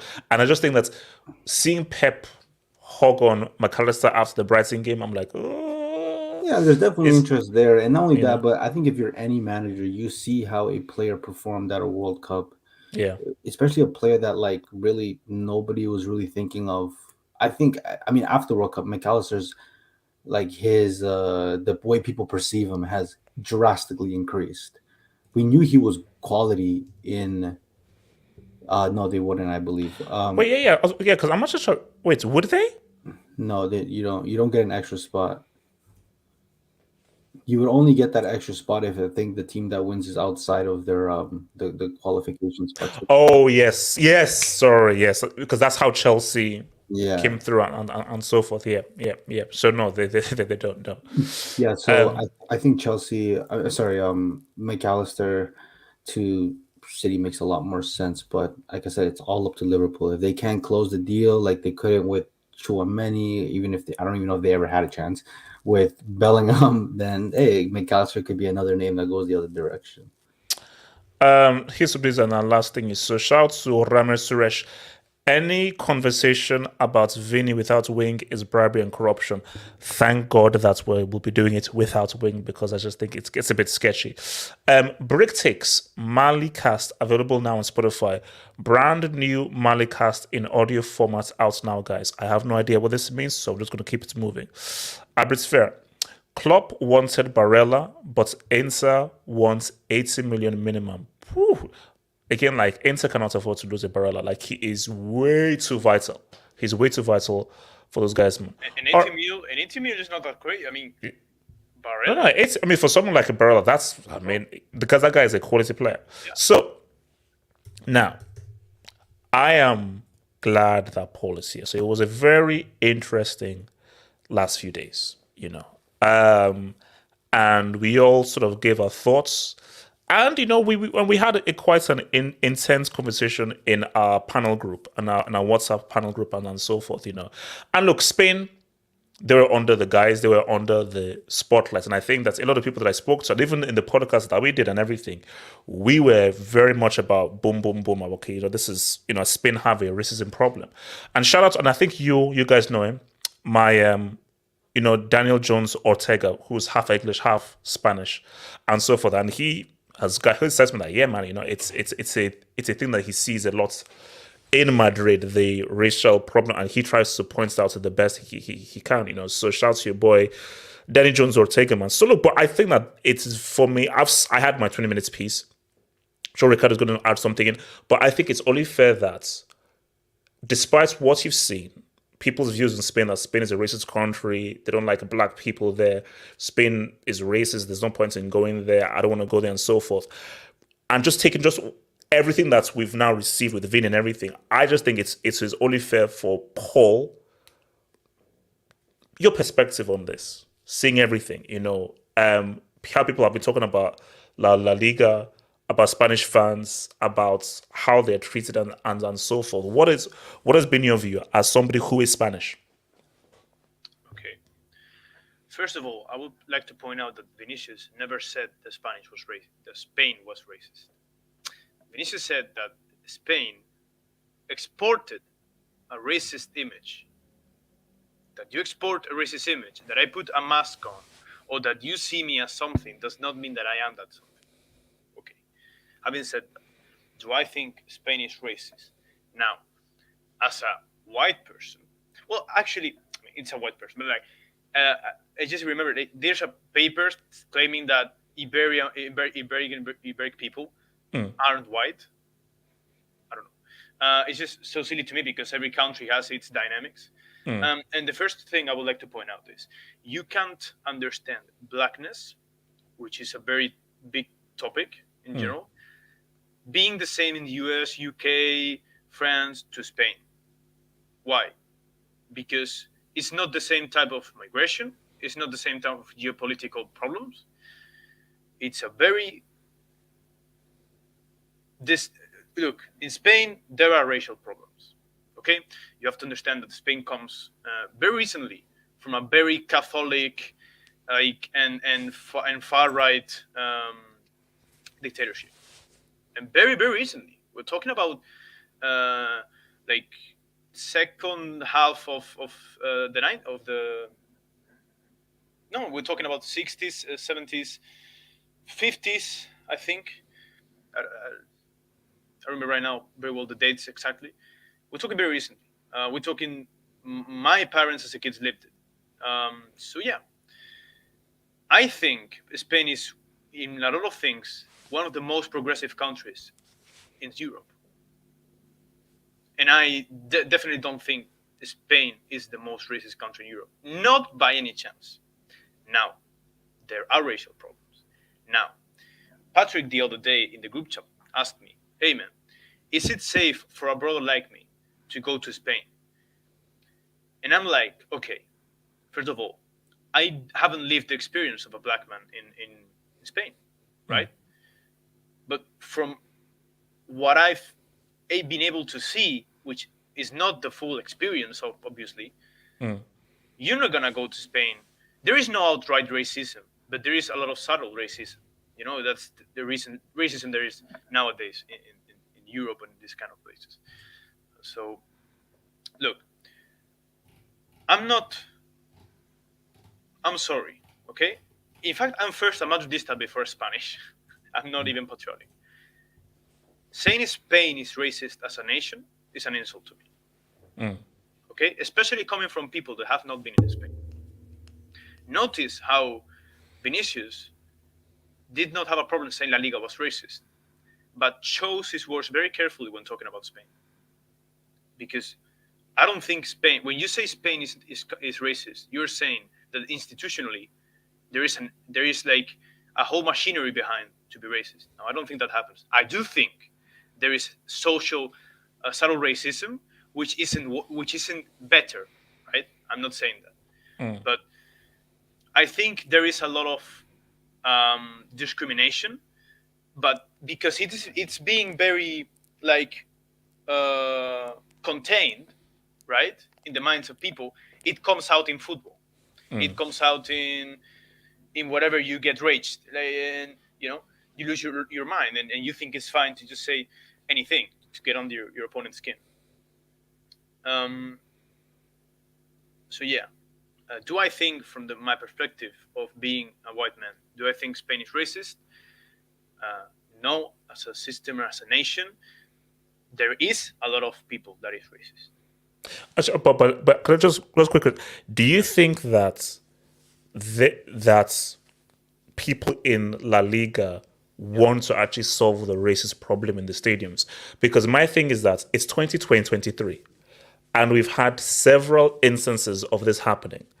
And my thing is that in the last 10 or 15 years, I have seen a lot more major racial incidents in Serie and in La Liga than in the Bundesliga, Liga, or in the Premier League.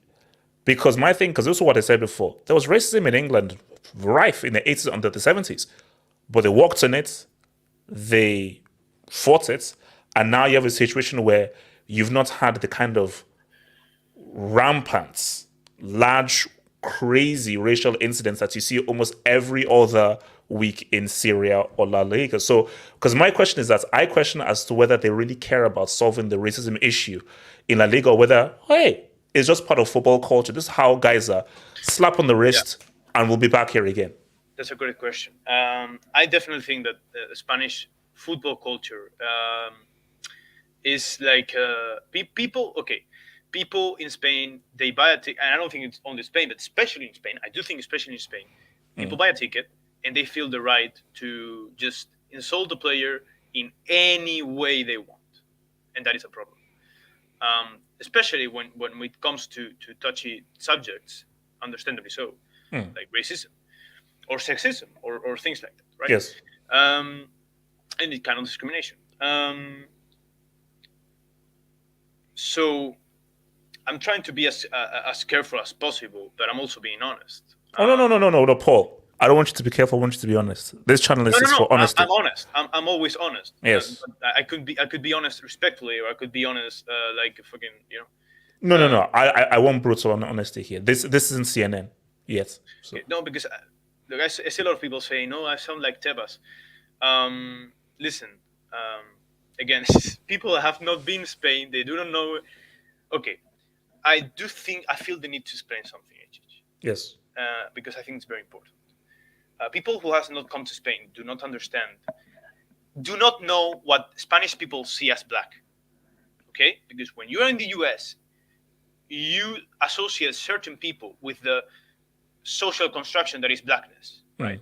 Because a Jamaican is not the same as like Caribbeans. By the sense, are different to Africans, are different to whatever, right? But they're seen as black, right?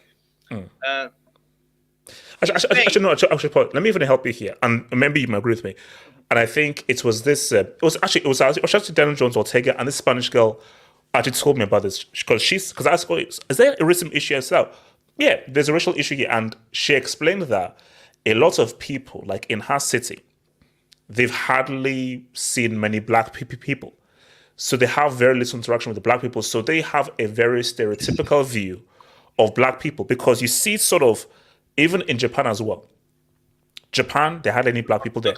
So my thing is that, so that's what you see to anime. So my thing though is the very stereotypical view of like, okay, how can we insult this black guy? Let's now go with the monkey chants. And the fact that these monkey chants have been allowed to fester for so long is because the makeup of integration of culture in Spain, they've not been as integrated as in England or as a France. Yes, but you see, when you say as a black man, maybe they haven't seen. Maybe in Spain isn't that used to seeing maybe people with the color skin of typical African Americans or Caribbean people, right? Yeah. But we are very used, and that is the main blackness in Spain. Moroccan people, North African people in general. Okay, so either. And it's important, the skin color, sadly, it's important to distinguish those. Either very, very dark or semi-dark, you know, like the kind of light skin, but at the same time. That's blackness in Spain. Blackness is that's what I say. So if you say we're not, like, Spain is not used to black people, it's like maybe to the black people you see in the UK. But we are definitely... But we definitely have a relationship as a country to, for example, Morocco, because we have. But Paul, we have to deal with Vini. The way Vini looks is similar to how I look, similar to how like my dad looks, because my dad who is very dark skinned. So for people who look like us, like me, Vini, and my dad, we don't look like Moroccans. So Moroccans do not look like us. Right, it's very different. So my thing though is how many people who look like me and Vini and my dad exist in Spain? Is there a large population of guys like us? Not as maybe as the UK or the US, no. Or France. No. But and Paul, and that's my thing, and that is where the issue arises, and that's why we're gonna Paul. We're always gonna have this issue again, Paul. I bet you, within the next few months, there's going to be another racial incident in Spain. Yeah, sure. It's going to keep on happening. So this is not going to end. So slap the wrist and stuff, because until you sort out the integration of cultures in Spain, that Spanish guy who buys the ticket will feel they have the right to do that. And also the referees, the federation and so forth, because of just the makeup of Spain and just where they are with as a culture, they'll be like, oh, it's part of the football culture. What's the big deal? Okay, let's just have a slap on the wrist and so forth. Actually, let me I'll come at you, Paul. So, Ricardo, your thoughts on this, because I want to just get you on perspective on this whole Do you thing. mean like the whole racial, like the whole thing in general? So, no, I mean, specifically, okay, let me give you a question. Do you feel that anything is going to change after this Vini episode of, the social media response and everything? Or do you think, like myself, we're going to be back here again? We're gonna be back here again.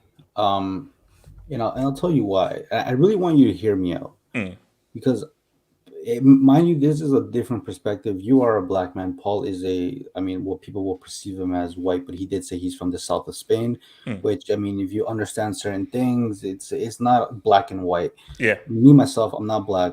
I'm not white.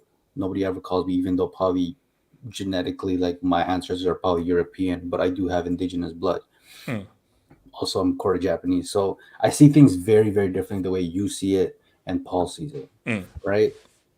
But I also am South American, as Vini is, and we see this idea of race differently. For one, in South America, the idea of racism isn't as like it doesn't trigger people as quickly. The bigger issue in South America is colorism. That's one of the main things that's going on. The lighter you are, the closer you are to Europeanness, therefore you're perceived as better. That's why a lot of people, when they talk about Argentina, they think, there's a stereotype that Argentines just think they're better because they're Italians or European descent. Well, no, because I think that's the issue that's happening in Mexico now, of like how they're sort of promoting the lighter skinned people rather than the darker skinned people on adverts and so forth. So, it's always going to be an issue. And as for example, for me being Peruvian, we have a massive indigenous population, right? And to be honest, at the bottom of the totem pole, it's blacks versus Africans, because they don't really see black like that. It's Africans versus indigenous. That's kind of what the bottom is. In my view, like I said, I come from a different school of thought. To me, the way I see this situation is, you have to take responsibility for your actions, and whatever you can control, you have to control it to the best of your ability. All right. I want to make it very clear that racism, sexism, homophobia, religious hate, death threats, they're never acceptable under any circumstances. Never is, and it never will be, and never should be. It just never will. All right. However, my issue is that we like to act like Vinicius is some sort of angel. I like to actually look at things very, very specifically. I don't go to Twitter for my opinions, because Twitter is a cesspool. Okay. Now, again, that doesn't justify the racist comments and death threats he gets. It never will. I am more coming at it that he makes only the situation worse for his own mental sanity, and he puts himself in a lose-lose situation. Hence why the implosion happened, right? Because this isn't the first time, all right? But I'm also not buying that he's the victim of racism in every single stadium he goes to. Or else this implosion would have happened a lot sooner. This had happened towards the end of the season, okay? So some of the statistics were that there are about 200 black players in La Liga. There's been 9 reported cases of racism. Keyword there is reported, okay? Reported. So there's obviously some cases where they didn't get reported. Doesn't make an official thing. So what we know is 9 reported cases, right? And 8 of them are from Vinicius. There are 38 games in a season, 19 on our way, and Vinicius has been injury-free this entire season. So he has played a lot of the games. So here we can see is that he is a common denominator. Now, this is what I mean that he's not some sort of angel. I've watched a lot of Real Madrid games this season, and there are times where he's doing too much. He's diving, he's simulating, he's talking shit, he's being egotistical, he's being arrogant. We have seen players like Benzema, Cruz, Alaba, and a few others tell him to pretty much stop fucking around and play football, because even his own teammates are tired of his bullshit at times, right? That annoys opponents, and the unfortunate truth is that it annoys the fans as well. The fans are going to react of what their team players are acting towards Vinicius. But unfortunately for Vinicius, the fans are always going to take it way too far. They're always going to take it way too far. And like Paul said, there's a problem with sports fans in general, because we see this in America all the time. The moment a sports fan buys a ticket to a sport, it's like free reign. They can act however they want and whatever the case may be. All right. That annoys opponents. And the unfortunate truth is it annoys the fans too. Now, I'm not saying that Vinicius has to be at fault for that. I don't think he is because it's all in the fans. Every individual is responsible for their own actions. Okay, but the fans are going to act off what their team's players are going to be acting.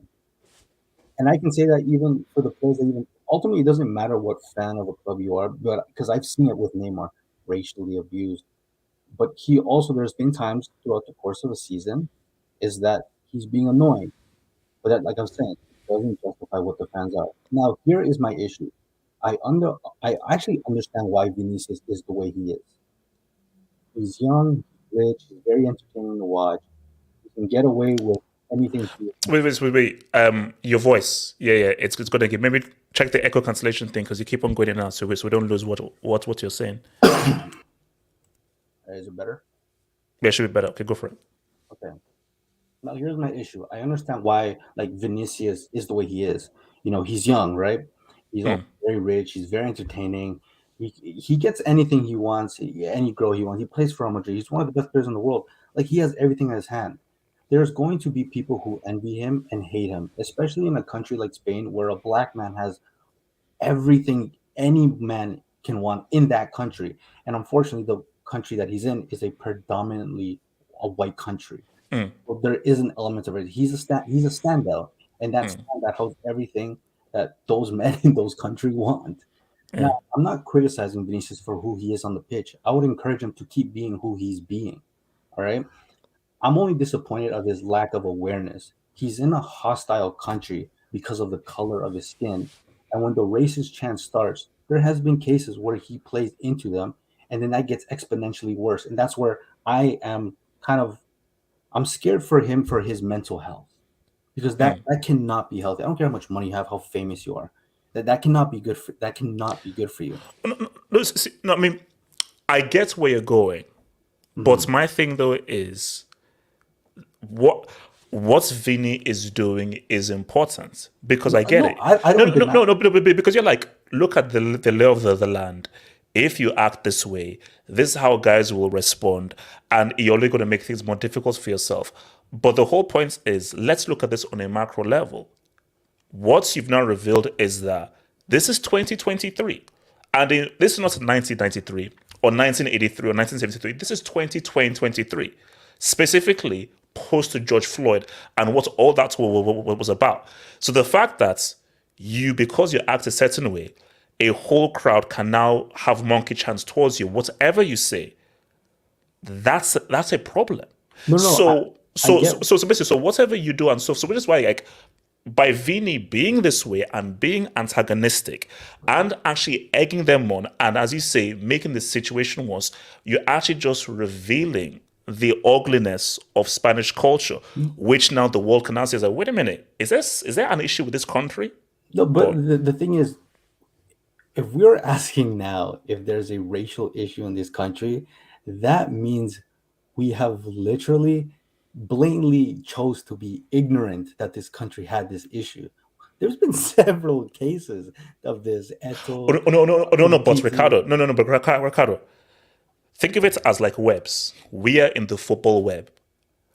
So I've known about the issues in Italy since the 90s, since I've been watching football in the 90s, Italy. But things that, do people in basketball know? In tennis know? Do people who don't even watch sports know? Do like women who only watch like certain, I don't know, because my thing though is we didn't have social media in the 90s or the 80s.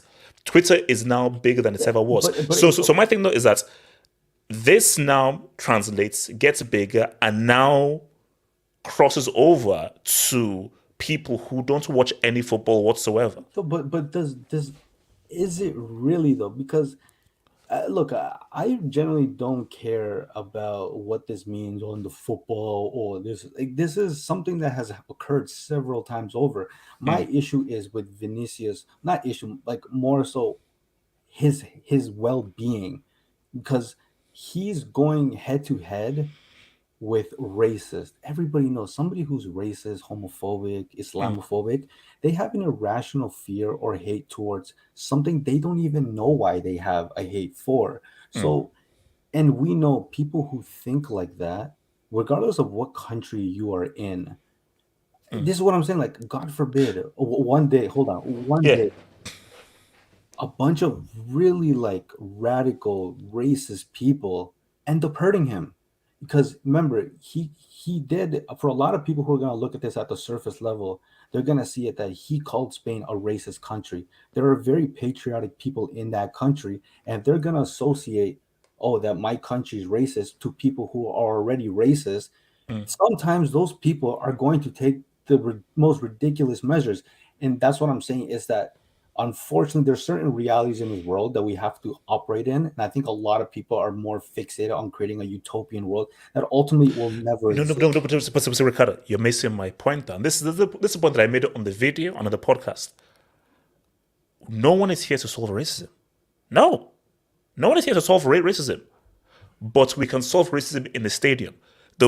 What that man does in the privacy of his home, oh my gosh, go at it. You would be stupid to think that you can solve racism. That's never ending. Racism is always going to exist in the world. That is just a disease that human beings will have to live with.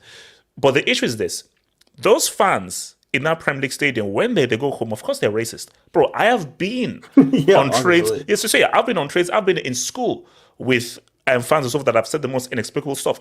But they now know that once you're in the stadium for this 90 minutes, based on the structure, if you're racist, there are going to be penalties. Once you leave, have at it, to do what you can, because, bro, that's a fight you can't win to solve racism. No, of course. But the issue though is that the English First Division used to be like Spain back in the 80s and the 70s. It used to be exactly the same, but they solved it. So my thing is that this can be solved if Spain want to solve it. No, but of the course. fact is that they don't. I 100% agree, and this is what I've even said in the group chat. The only way I don't even know if it will solve, but you have to hit them where it's going to hurt, and it's always going to be their pockets, especially with these big institutions like La Liga or whatever sporting institution. The only way that they're actually going to get the point that a change needs to be had is when it hurts their pockets. For me personally, I know it's like I have to look at it, always try to look for it through Vinicius' perspective. He's young, so he's probably, these type of things are going to be emotionally very heavy on him. So his first instinct is not going to be, oh, let me just walk off the pitch. He's going to want to fight it because he is who he is, right? That's why I'm not against who he is. I actually praise his attitude for what he did on Twitter, going against the league president. I'm completely agree with what he did, but there needs the method that's always has shown is the way that you have to hurt the pockets. But I don't know how much his teammates, the club itself, is willing to back him. And like, let's just say racist chants happen in the 30 minutes, and him and his team just walk out. They'd say they're not playing, and they protest like a string of games. Real Madrid have that leverage to really hurt the pockets of La Liga, and it sends a bigger message. But ultimately, are they going to do it? And this is what I mean, like the lack of self-awareness, because the way I'm looking at this now, especially what happened the last few days and today, it almost seems like people are taking advantage of Vinicius and what the actual issue here is. Real Madrid is going to milk it because any club who has this situation in their hands is going to milk it. We saw a standing ovation for him in the 20th minute. And, but in that picture, I don't know if you've seen the picture when people were giving us sound of it, he was raising his hand, pretty much being, thankful. Everybody around him was an old Spanish white person. Do you genuinely believe those old Spanish people give a fuck about Vinicius and the color of his skin? The answer is probably not. Look, and this isn't the first case of racism coming from within Real Madrid. I don't know if you remember when Alaba voted for Messi. Yeah. I saw the responses on social media. His responses in his Instagram were absolutely insane. And this is from the own fan base. Now, I believe Real Madrid did put out a statement. But, bro, a statement? Is Real Madrid only going through these lengths with Vinicius because he made it bigger? But it's also even with Nike. Like Nike all of a sudden want to do a campaign with racism with Vinicius. The same company that didn't use Vinicius in the World Cup ads. and the new boot releases. They didn't value him then, but now they do. No, they're taking advantage of racism. Exactly. They're taking advantage of it. So that's what I mean. Even the integrity on the whole thing is not genuine. Like they don't care about the no. Like that's how the world works now. Unfortunately, Like but I do want to say something. There is something that really bothers me on all these talks. What really bothers me is that people is able to take the crowds of very heated Spanish football fans and take that as a sample of Spain as a country. In the same that he has been able, that Ricardo has just been able to take the sample of stupid ass racists, and I won't say more insults just to respect the stream, posting and saying that, because Alaba voted for Messi, and so that's, listen. You can say no, but a lot of people saying no because Real Madrid fans has been racist, and it's like, what? No. Racists that happen to support Real Madrid had abused Alaba. That does not mean that Real Madrid fans are racist. That football fans, and not all the whole Mestalla, or not the whole stadiums, but a lot of people, even a lot of people, and more than it normally is, by the way, say all this disgusting shit, okay? All the disgusting racist shit does not mean that you can that you get to say that all football fans in Spain are racist, and even worse, that all Spanish people are racist. No. I'll say more. But but Paul, we're not saying that stuff. Okay. Let me say one more. Okay. And I'll shut up. Yasir here. I don't know if because he was in that moment wasn't thinking straight, or he still thinks that way, which we can discuss. I remember him saying in the group chat, okay, that Spain should be banned, like as a national team, should be banned from like World Cup or the FIFA competitions as a sanction, and something more of La Liga or whatever. To me, that's just, it's crazy to me how you can say that and still be like carefree, knowing that the rest of European countries that can be even more racist than Spain, more blatantly, are still playing. Or are still doing this? Are still doing that? Don't fall into the politics. Paul, you can't say that. Paul, you can't say that. I'm sorry. Why no, but Paul, the reason why you can't say that is that no, Paul. I give an example. No, Paul. I've given. Okay, this is a simple question. Yes, you can say. So yes, you can say that. No, Paul. It's a simple question. Just a simple question, Paul. In the last 20 years, have you seen an example in a Premier League game, a Bundesliga game, or a French league game where there has been loud, audible monkey chants from a section of a crowd, where to the point where a black player has threatened to walk off? I have not seen that. It's not happened. And what? Paul, no. About the fact but Paul, the fact is that in Italy and Spain, it happens far too often, and that is what the issue is. Yes. No. Yes. In Italy and in Spain, in football, it is. Yeah, no, it's also in Italy and Spain in football. Right. It seems to happen far too often. Absolutely. And also, we can't just completely divorce football from culture. The guys that are going into this football stadium, they still. So my thing is that are we gonna ignore? Are we gonna ignore the racism in France? Are we gonna ignore the racism in the whole Eastern Europe? Are we going to ignore racism? No, but are they not racist? But is there a level of racism where you don't get banned in the world? Paul, here's the issue here. The racism exists everywhere. But the issue is so there's racism in England, France, and so forth. But the issue is, for several years, Spain and Italy have not tried to fight racism within the football stadiums. We can't solve racism. It is what it is. But Paul, my question is, how have you allowed in Spain for there to be these so many occurrent incidents of racism in Spain, but in France, Germany, and England, it doesn't happen in the football stadiums? That's just what baffles me. It doesn't happen in France? Paul, no. I asked you a question.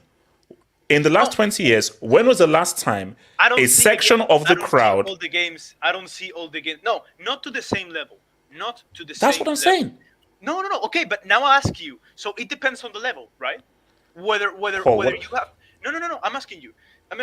If you can say that as a country should be banned for playing the World Cup because it's... No. I'm not... No. Okay. Paul, that's... Okay, Yasser will have his time to speak. So forget... I'm not with Yasser. I'm just saying... So I'm not saying Spain should be banned. That's not me. Okay. So Yasser can speak when it comes to... That I did take personally. No, true. Okay, but Paul, all I'm saying though is... when you're playing in England or Spain, one or two guys, they'll say something racist. As happened with Sterling... When he played, but Paul, what is unacceptable? But Paul, what is unacceptable is a large part of the crowd singling out a black player with monkey chants. I'm sorry, Paul. In 2023, that's madness. Sorry, Paul. No, I don't disagree with that. Again, I'm saying to you, I absolutely agree with what you're saying. That's crazy. There isn't that level in the Premier League or in the Bundesliga or in the Liga, or perhaps even not even right now in Italy. Like the level. No, hold on. It exists in Italy. No. Italy and Spain. You're both in the same pot. I'm saying because I don't know. I don't watch that much. So if you no. I'm telling you, in Italy, it's probably worse in Italy. So yes. Okay, that's unfortunate. But yeah, I don't watch a lot of Serie A. So that's why. Okay, let's go to Yasser. So Yasser. Yeah. So your view on this? Because Paul took issue with what he said in our group chat. So let me preface this by quick story. It's interesting because I used to play quote unquote in America called club traveling football. In the summertime, you play for your representative clubs. It costs a lot of money, yada yada.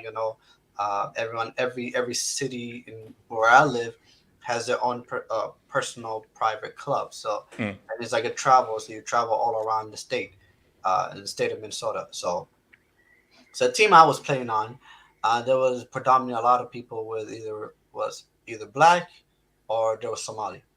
And I remember we went to a town where it was predominantly a white town. And I remember that we were getting racially abused by the fans as well as the players, and the referee didn't do anything about it. So, the typical calling us, the N-word and all that stuff, like that.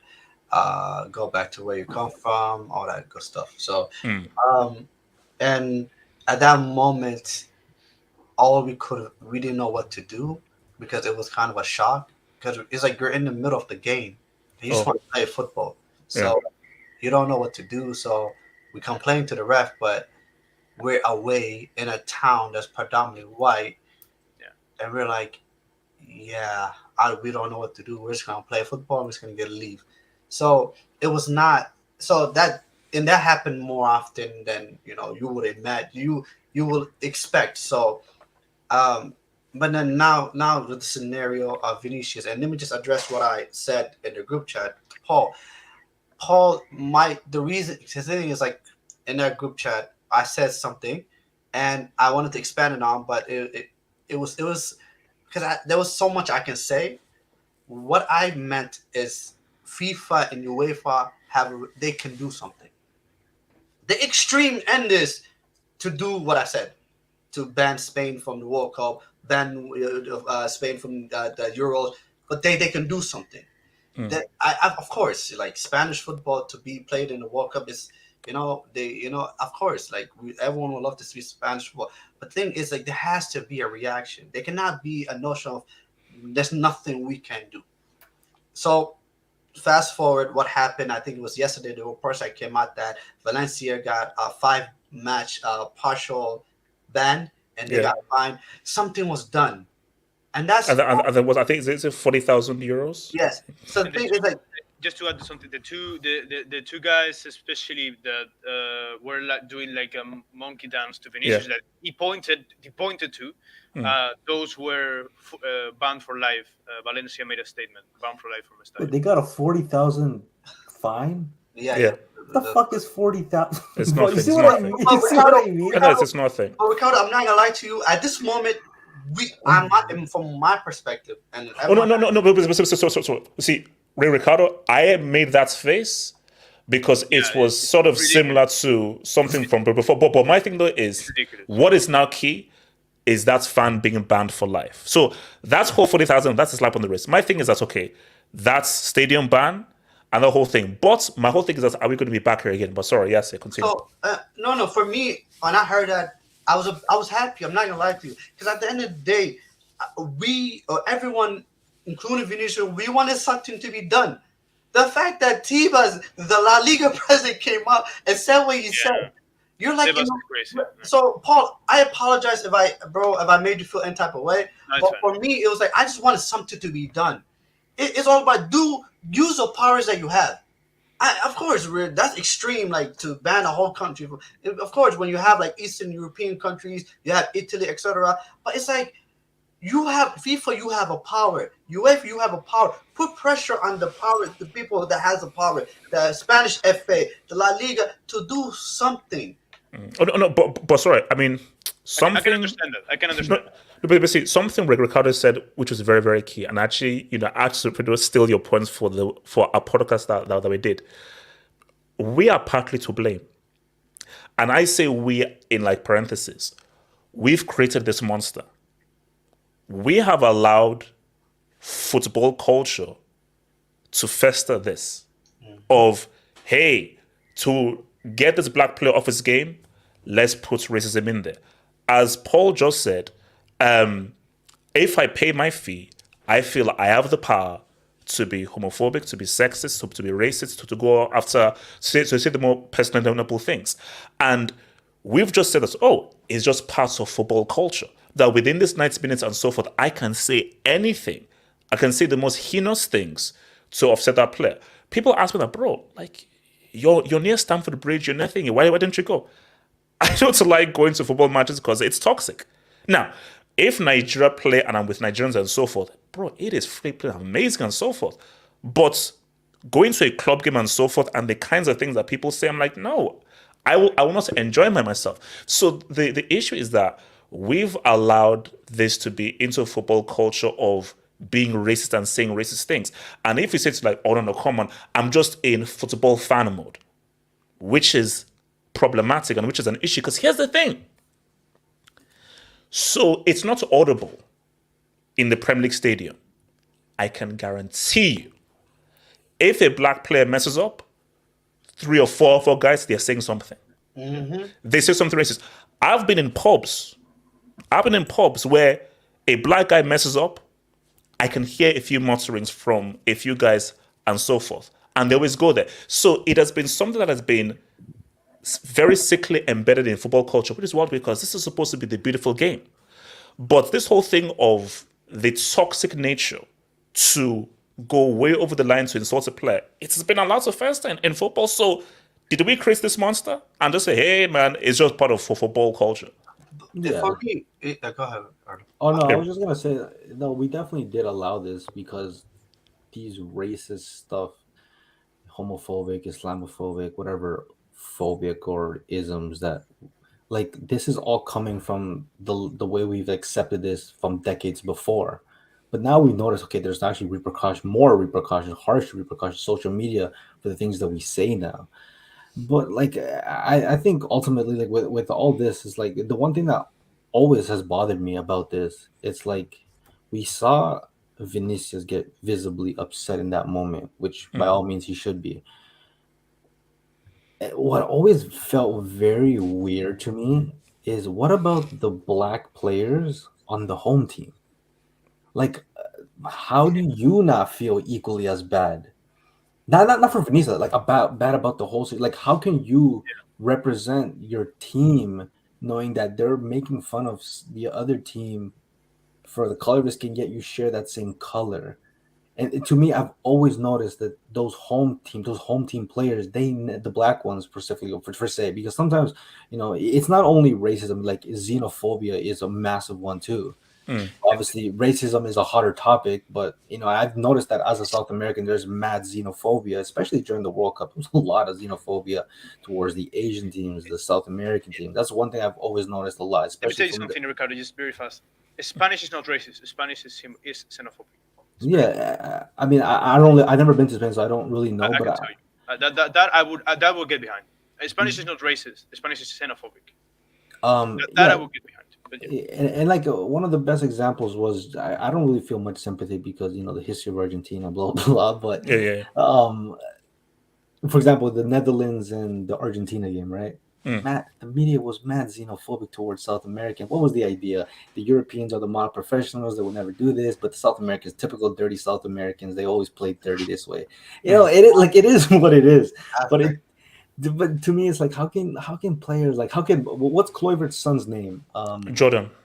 Justin. Justin. Justin. He's on Valencia. Like, how could he not want to walk off the pitch? Like, how could? See, that's why it goes down to the kind of person you are, because it's like, and that's where the issue is, because nothing gets solved if we're not all in this boat together. So for that black player, they're like, look, I'm just here to play. I'm just here to play football. Yeah, but that's a problem. No. But let me just lay that. So because there are two schools of thought, that's why you have a choice. So you could either be like, hey, I'm just here to play. I don't really want to rock the boat. Let me just do my thing. This is how these fans are. It is what it is, and so forth. Absolutely. But then there's the other guy who'll be like, okay, this is beyond football. This is beyond me being with these ultras and so forth. I've got to be this way. Because what's the name of the Atleti midfielder? Which one? Which one? Argentinian? No, like black. Like he's like the DM, tall. Oh yeah. Kondobia. So I've always been like, what is Kondobia's thought process, knowing that Atleti fans had an effigy of Vinicius? What is his thought process, knowing what they do? Because, okay, this is who you work for, this is who you operate with, and so forth. But if these fans are doing this against Vini, how is your reaction? Shouldn't you step back and be like, okay, this is actually just more than just football, and this is now just a life thing? But he may be of the whole state of like, okay, well, I know what it is, but let me just, The Lukaku situation, wasn't it Juan Cuadrado that was actually trying to fight Lukaku?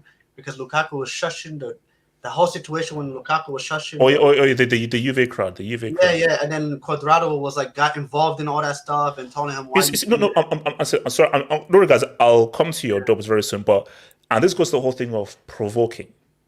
Yeah. So again, when the football fan goes into the stadium, you see, for a lot of these guys, they may be working class, or this football stadium is their release. So this is for them just to release and just go crazy for these 90 minutes. So it's almost as if they want, give me an excuse to really be riled up. So my thing though is that, of course, Vini provokes, but my thing is that is racism the substantial response to you being provoked? And many people will say, oh, yes, it is. Oh, if you provoke and do this stuff, I can therefore be racist. Let me say this real quick. But with Vini, this is something I have never seen. With Vini, it just seems like it's so personal.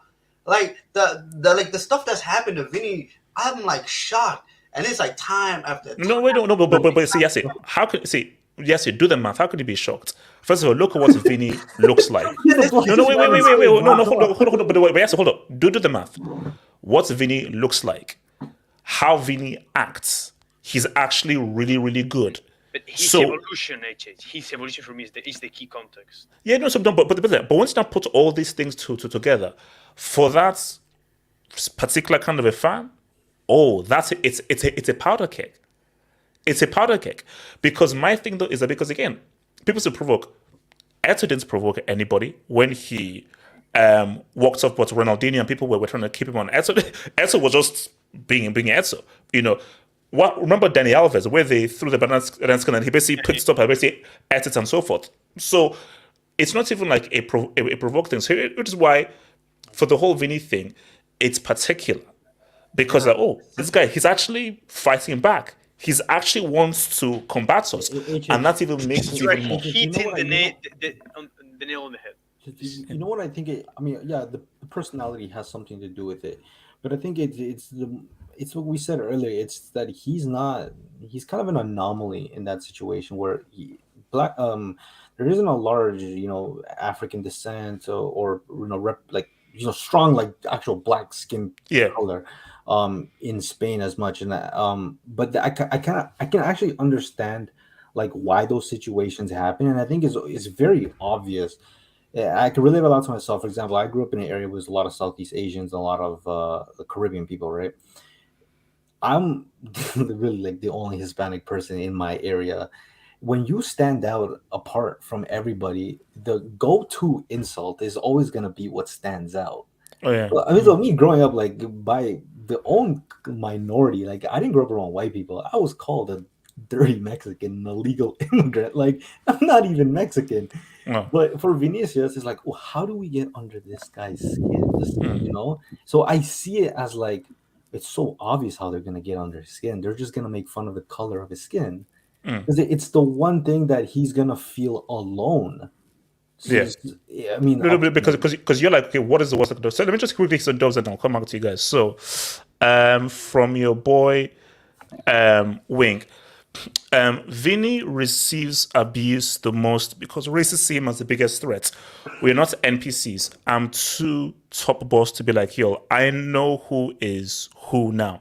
Oh no, look, Vini, as I said again, the way he acts and so forth, it's as I said, it's like a powder cake for those guys who are like, oh my gosh, you're giving us the perfect excuse to really go in for you.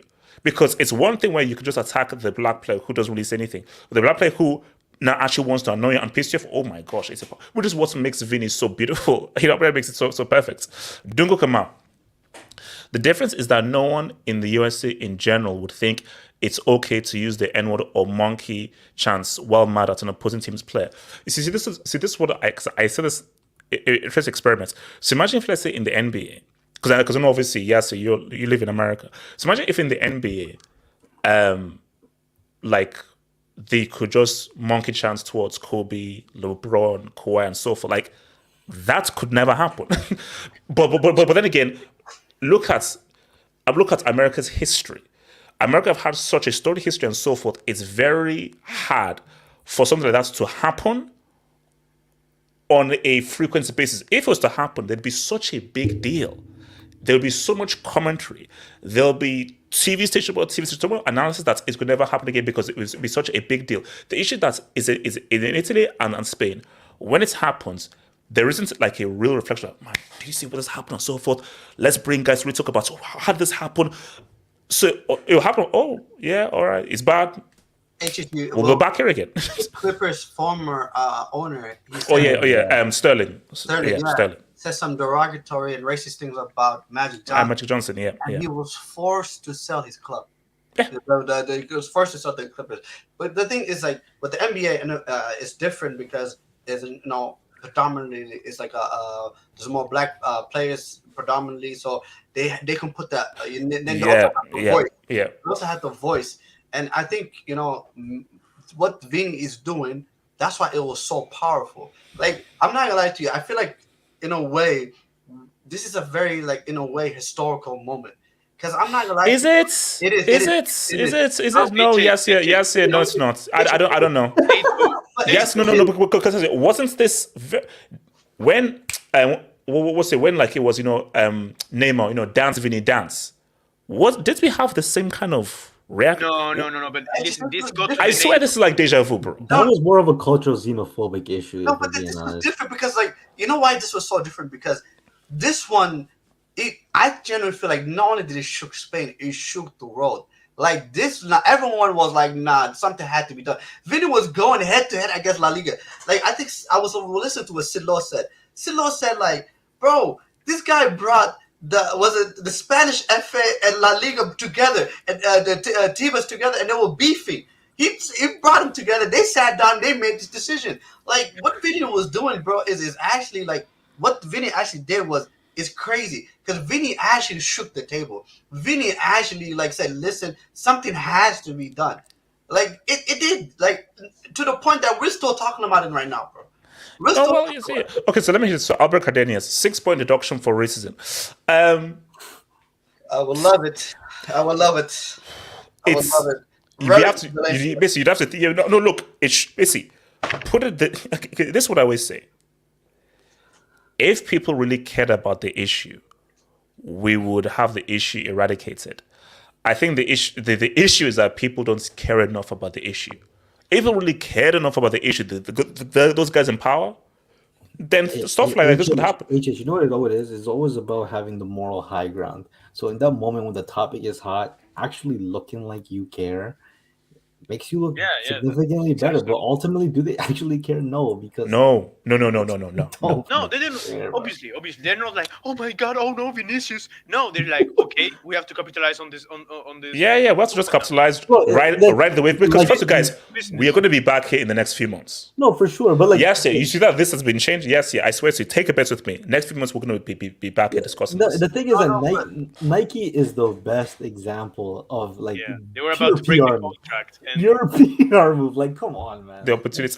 Shout out to if La Liga is not careful, they lose out on international stars to the EPL. They're not going to leave Real Madrid. So not only do they have the money, but also the track record of dealing with racism. Heritage can only go so far until the brand is damaged. Now, here's my thing, though. There was this fear of Vini leaving Real Madrid. I don't think he's going to leave. And in fact, but something, which was brilliant. The choice. Black players have a choice of, and I'm not saying a 50-50 because it's stacked against them. But they have a choice of, I get incredibly, I get slandered racially, or I get crazy fouls that not all people get, whatever.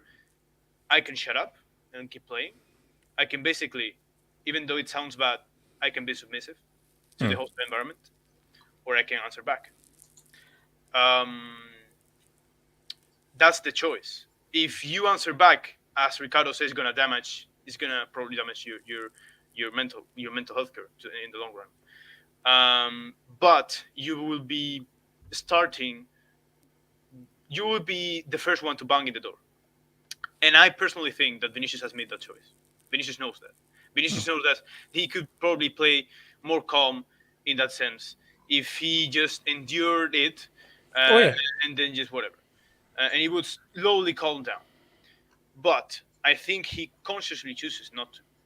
And I think he consciously chooses to say, I'm going to stay at Real Madrid. I'm going to fight. You said no one fights for racism. I think Vinicius has chosen to do so, even though he knows he's not going to take all things down. He wants to be the first one banging the door. And I think I really think he himself, his agents, his everything, it's all about the branding, right? Obviously, they want to brand Vinicius as the the new figure against racism. But Vinicius himself, I think, he wants to be the figure, even though if it's self-destructive to begin that process. I do think so. And I think that if he wants that, there's no better platform than Real Madrid. And not only that, he's in love with Real Madrid. There's no player I've seen more in love with this club in a very long time. Maybe Raul. Or Marcelo. Maybe I'm not kidding. This guy's not gonna. In fact, I think this is just making Vinicius like, no, I'm gonna stay with Real Madrid and I'm gonna fight you, motherfuckers. So I don't think he's leaving. No. Can you bring up that dub again? Okay, if like it's not good. Okay, this is why, like I said, this is why. Because I think I know where you're going. This is why I operate on reality. The fact is that a lot.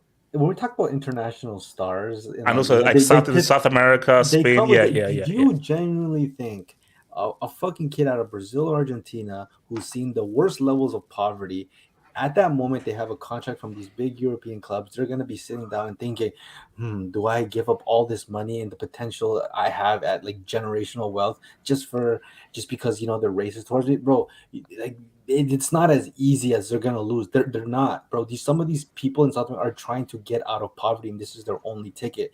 The ugly truth of this world, which I don't understand how people don't know, is that they're still gonna take that contract. Some South American fans will take the abuse, knowing that they're going to be. But let's even twist it more. Because I think his point is that EPL can offer you more. So where I thought you were going is, despite even if there's a racial issue, there is still this love affair of South America with Barcelona and Real Madrid. It's not only that; it's the culture. It's basically the language, the weather, the culture. So for that, as Ricardo just said, for that poor black player from a Brazil or so forth. Is no. So for them, is like, no, like, bro, like Spain's colonial history of South America, it's too much. They have too many tentacles in South America, so it's going to be very hard to convince that Brazil player to now go to colder England and play for a United, Chelsea, so forth, as opposed to Real and Barca, who have such a storied history in South America. It's just not going to happen. It's not only that, but if you're coming from South America, odds are you already dealt with racism on some sort of level. So I don't know how much. And that's the reality. Wait, hold on. Let me just breathe and I'll come back. So, there are a few ways to solve it. One is if Real Madrid and Barca work together to force the Liga to solve it. They worked together for ESL for money. Real Madrid and Barca use their weights for this case. And let me just finish this thingy. And Real Madrid and Barca trying to force La Liga is not only good for PR, but for the bigger picture.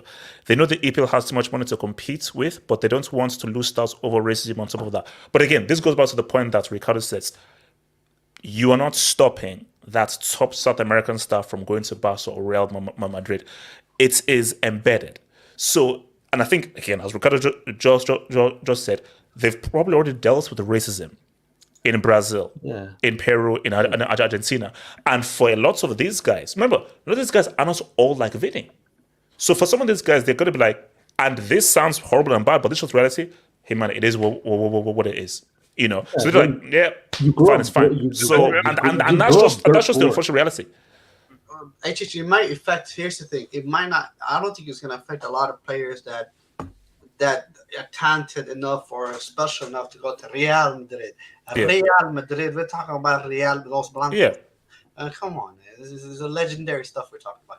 Or I've seen Barcelona take Catalunya times. I think it might affect the rest of the like Sevilla's and Valencia. Because like, why would a black player come to La Liga if they're not going to play for Real Madrid or Barcelona? Absolutely. I'm not going to go play for Sevilla. I'm not going to go play for Valencia. For what? Like what is the? It's okay. You know what? It's sad to say this, but some of them they say, you know what, playing for Real Madrid, playing for Barcelona is outweighs the abuse I will get.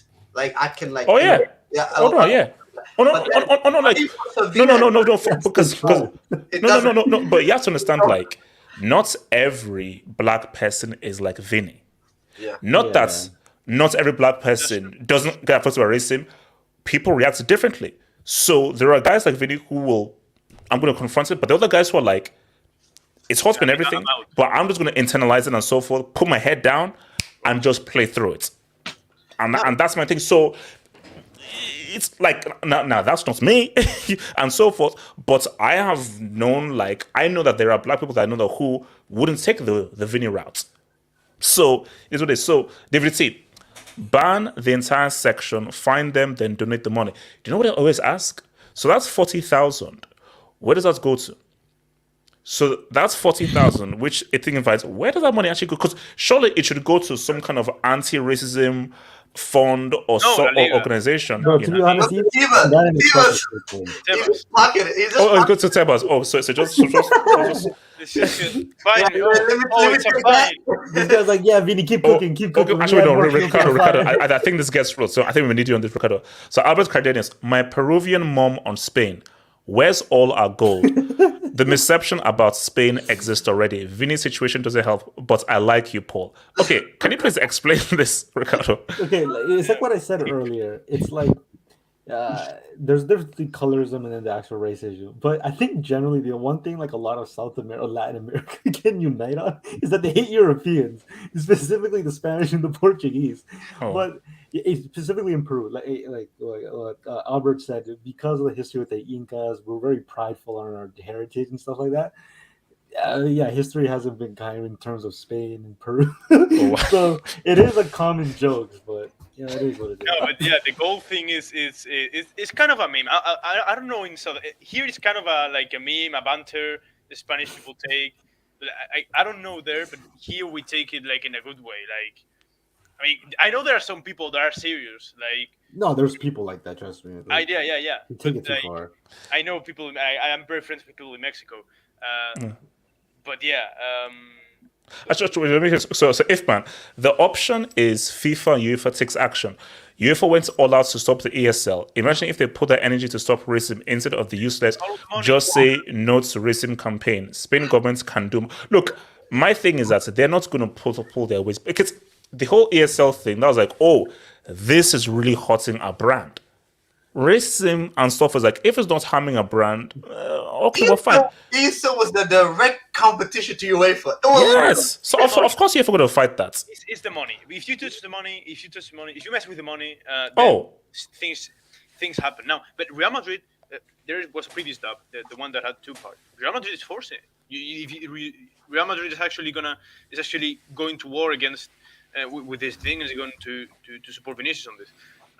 Obviously, there is a business in it. I'm not saying Real Madrid is they're very ethical and they're very good people. So there's obviously pragmatism. But yeah, I think, and I actually think, even though I'm personally not a fan of this Spanish government, I don't have a problem saying that. I actually fucking despise all of the political parties. Anarchy, man. I do think that they're gonna take matters in their own hands. If man, realistically, this will take decades for society to evolve. The young generation of Spain who are more progressive gets into power after the racist old guy Tebas dies off. Franco era legacy. Oh damn. Yeah, but again, that's fundamentally true. Honestly, in my experience with like in Canada with white people. Like growing up where I grew up, I've always heard of how white people will treat you, right? And I'm pretty sure you have too, if you live in predominantly that colored area. And then when I actually went to do my like university degree and everything, my undergrad and my grad school thing, I met white people like for the first time in my whole life, and it was always the young ones, like the ones in and around my age, that kind of just didn't treat me as I was believed to be told.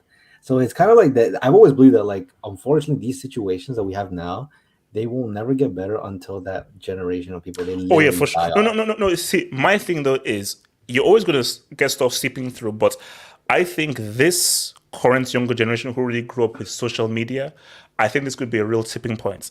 For sure. Because this social media generation who really grew up with TikTok and so forth, because they are so much about, oh no, that's wrong, that's wrong.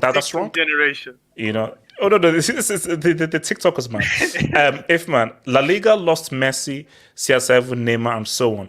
Benzema, Lewandowski, Modric are older. Vini is the biggest young superstar.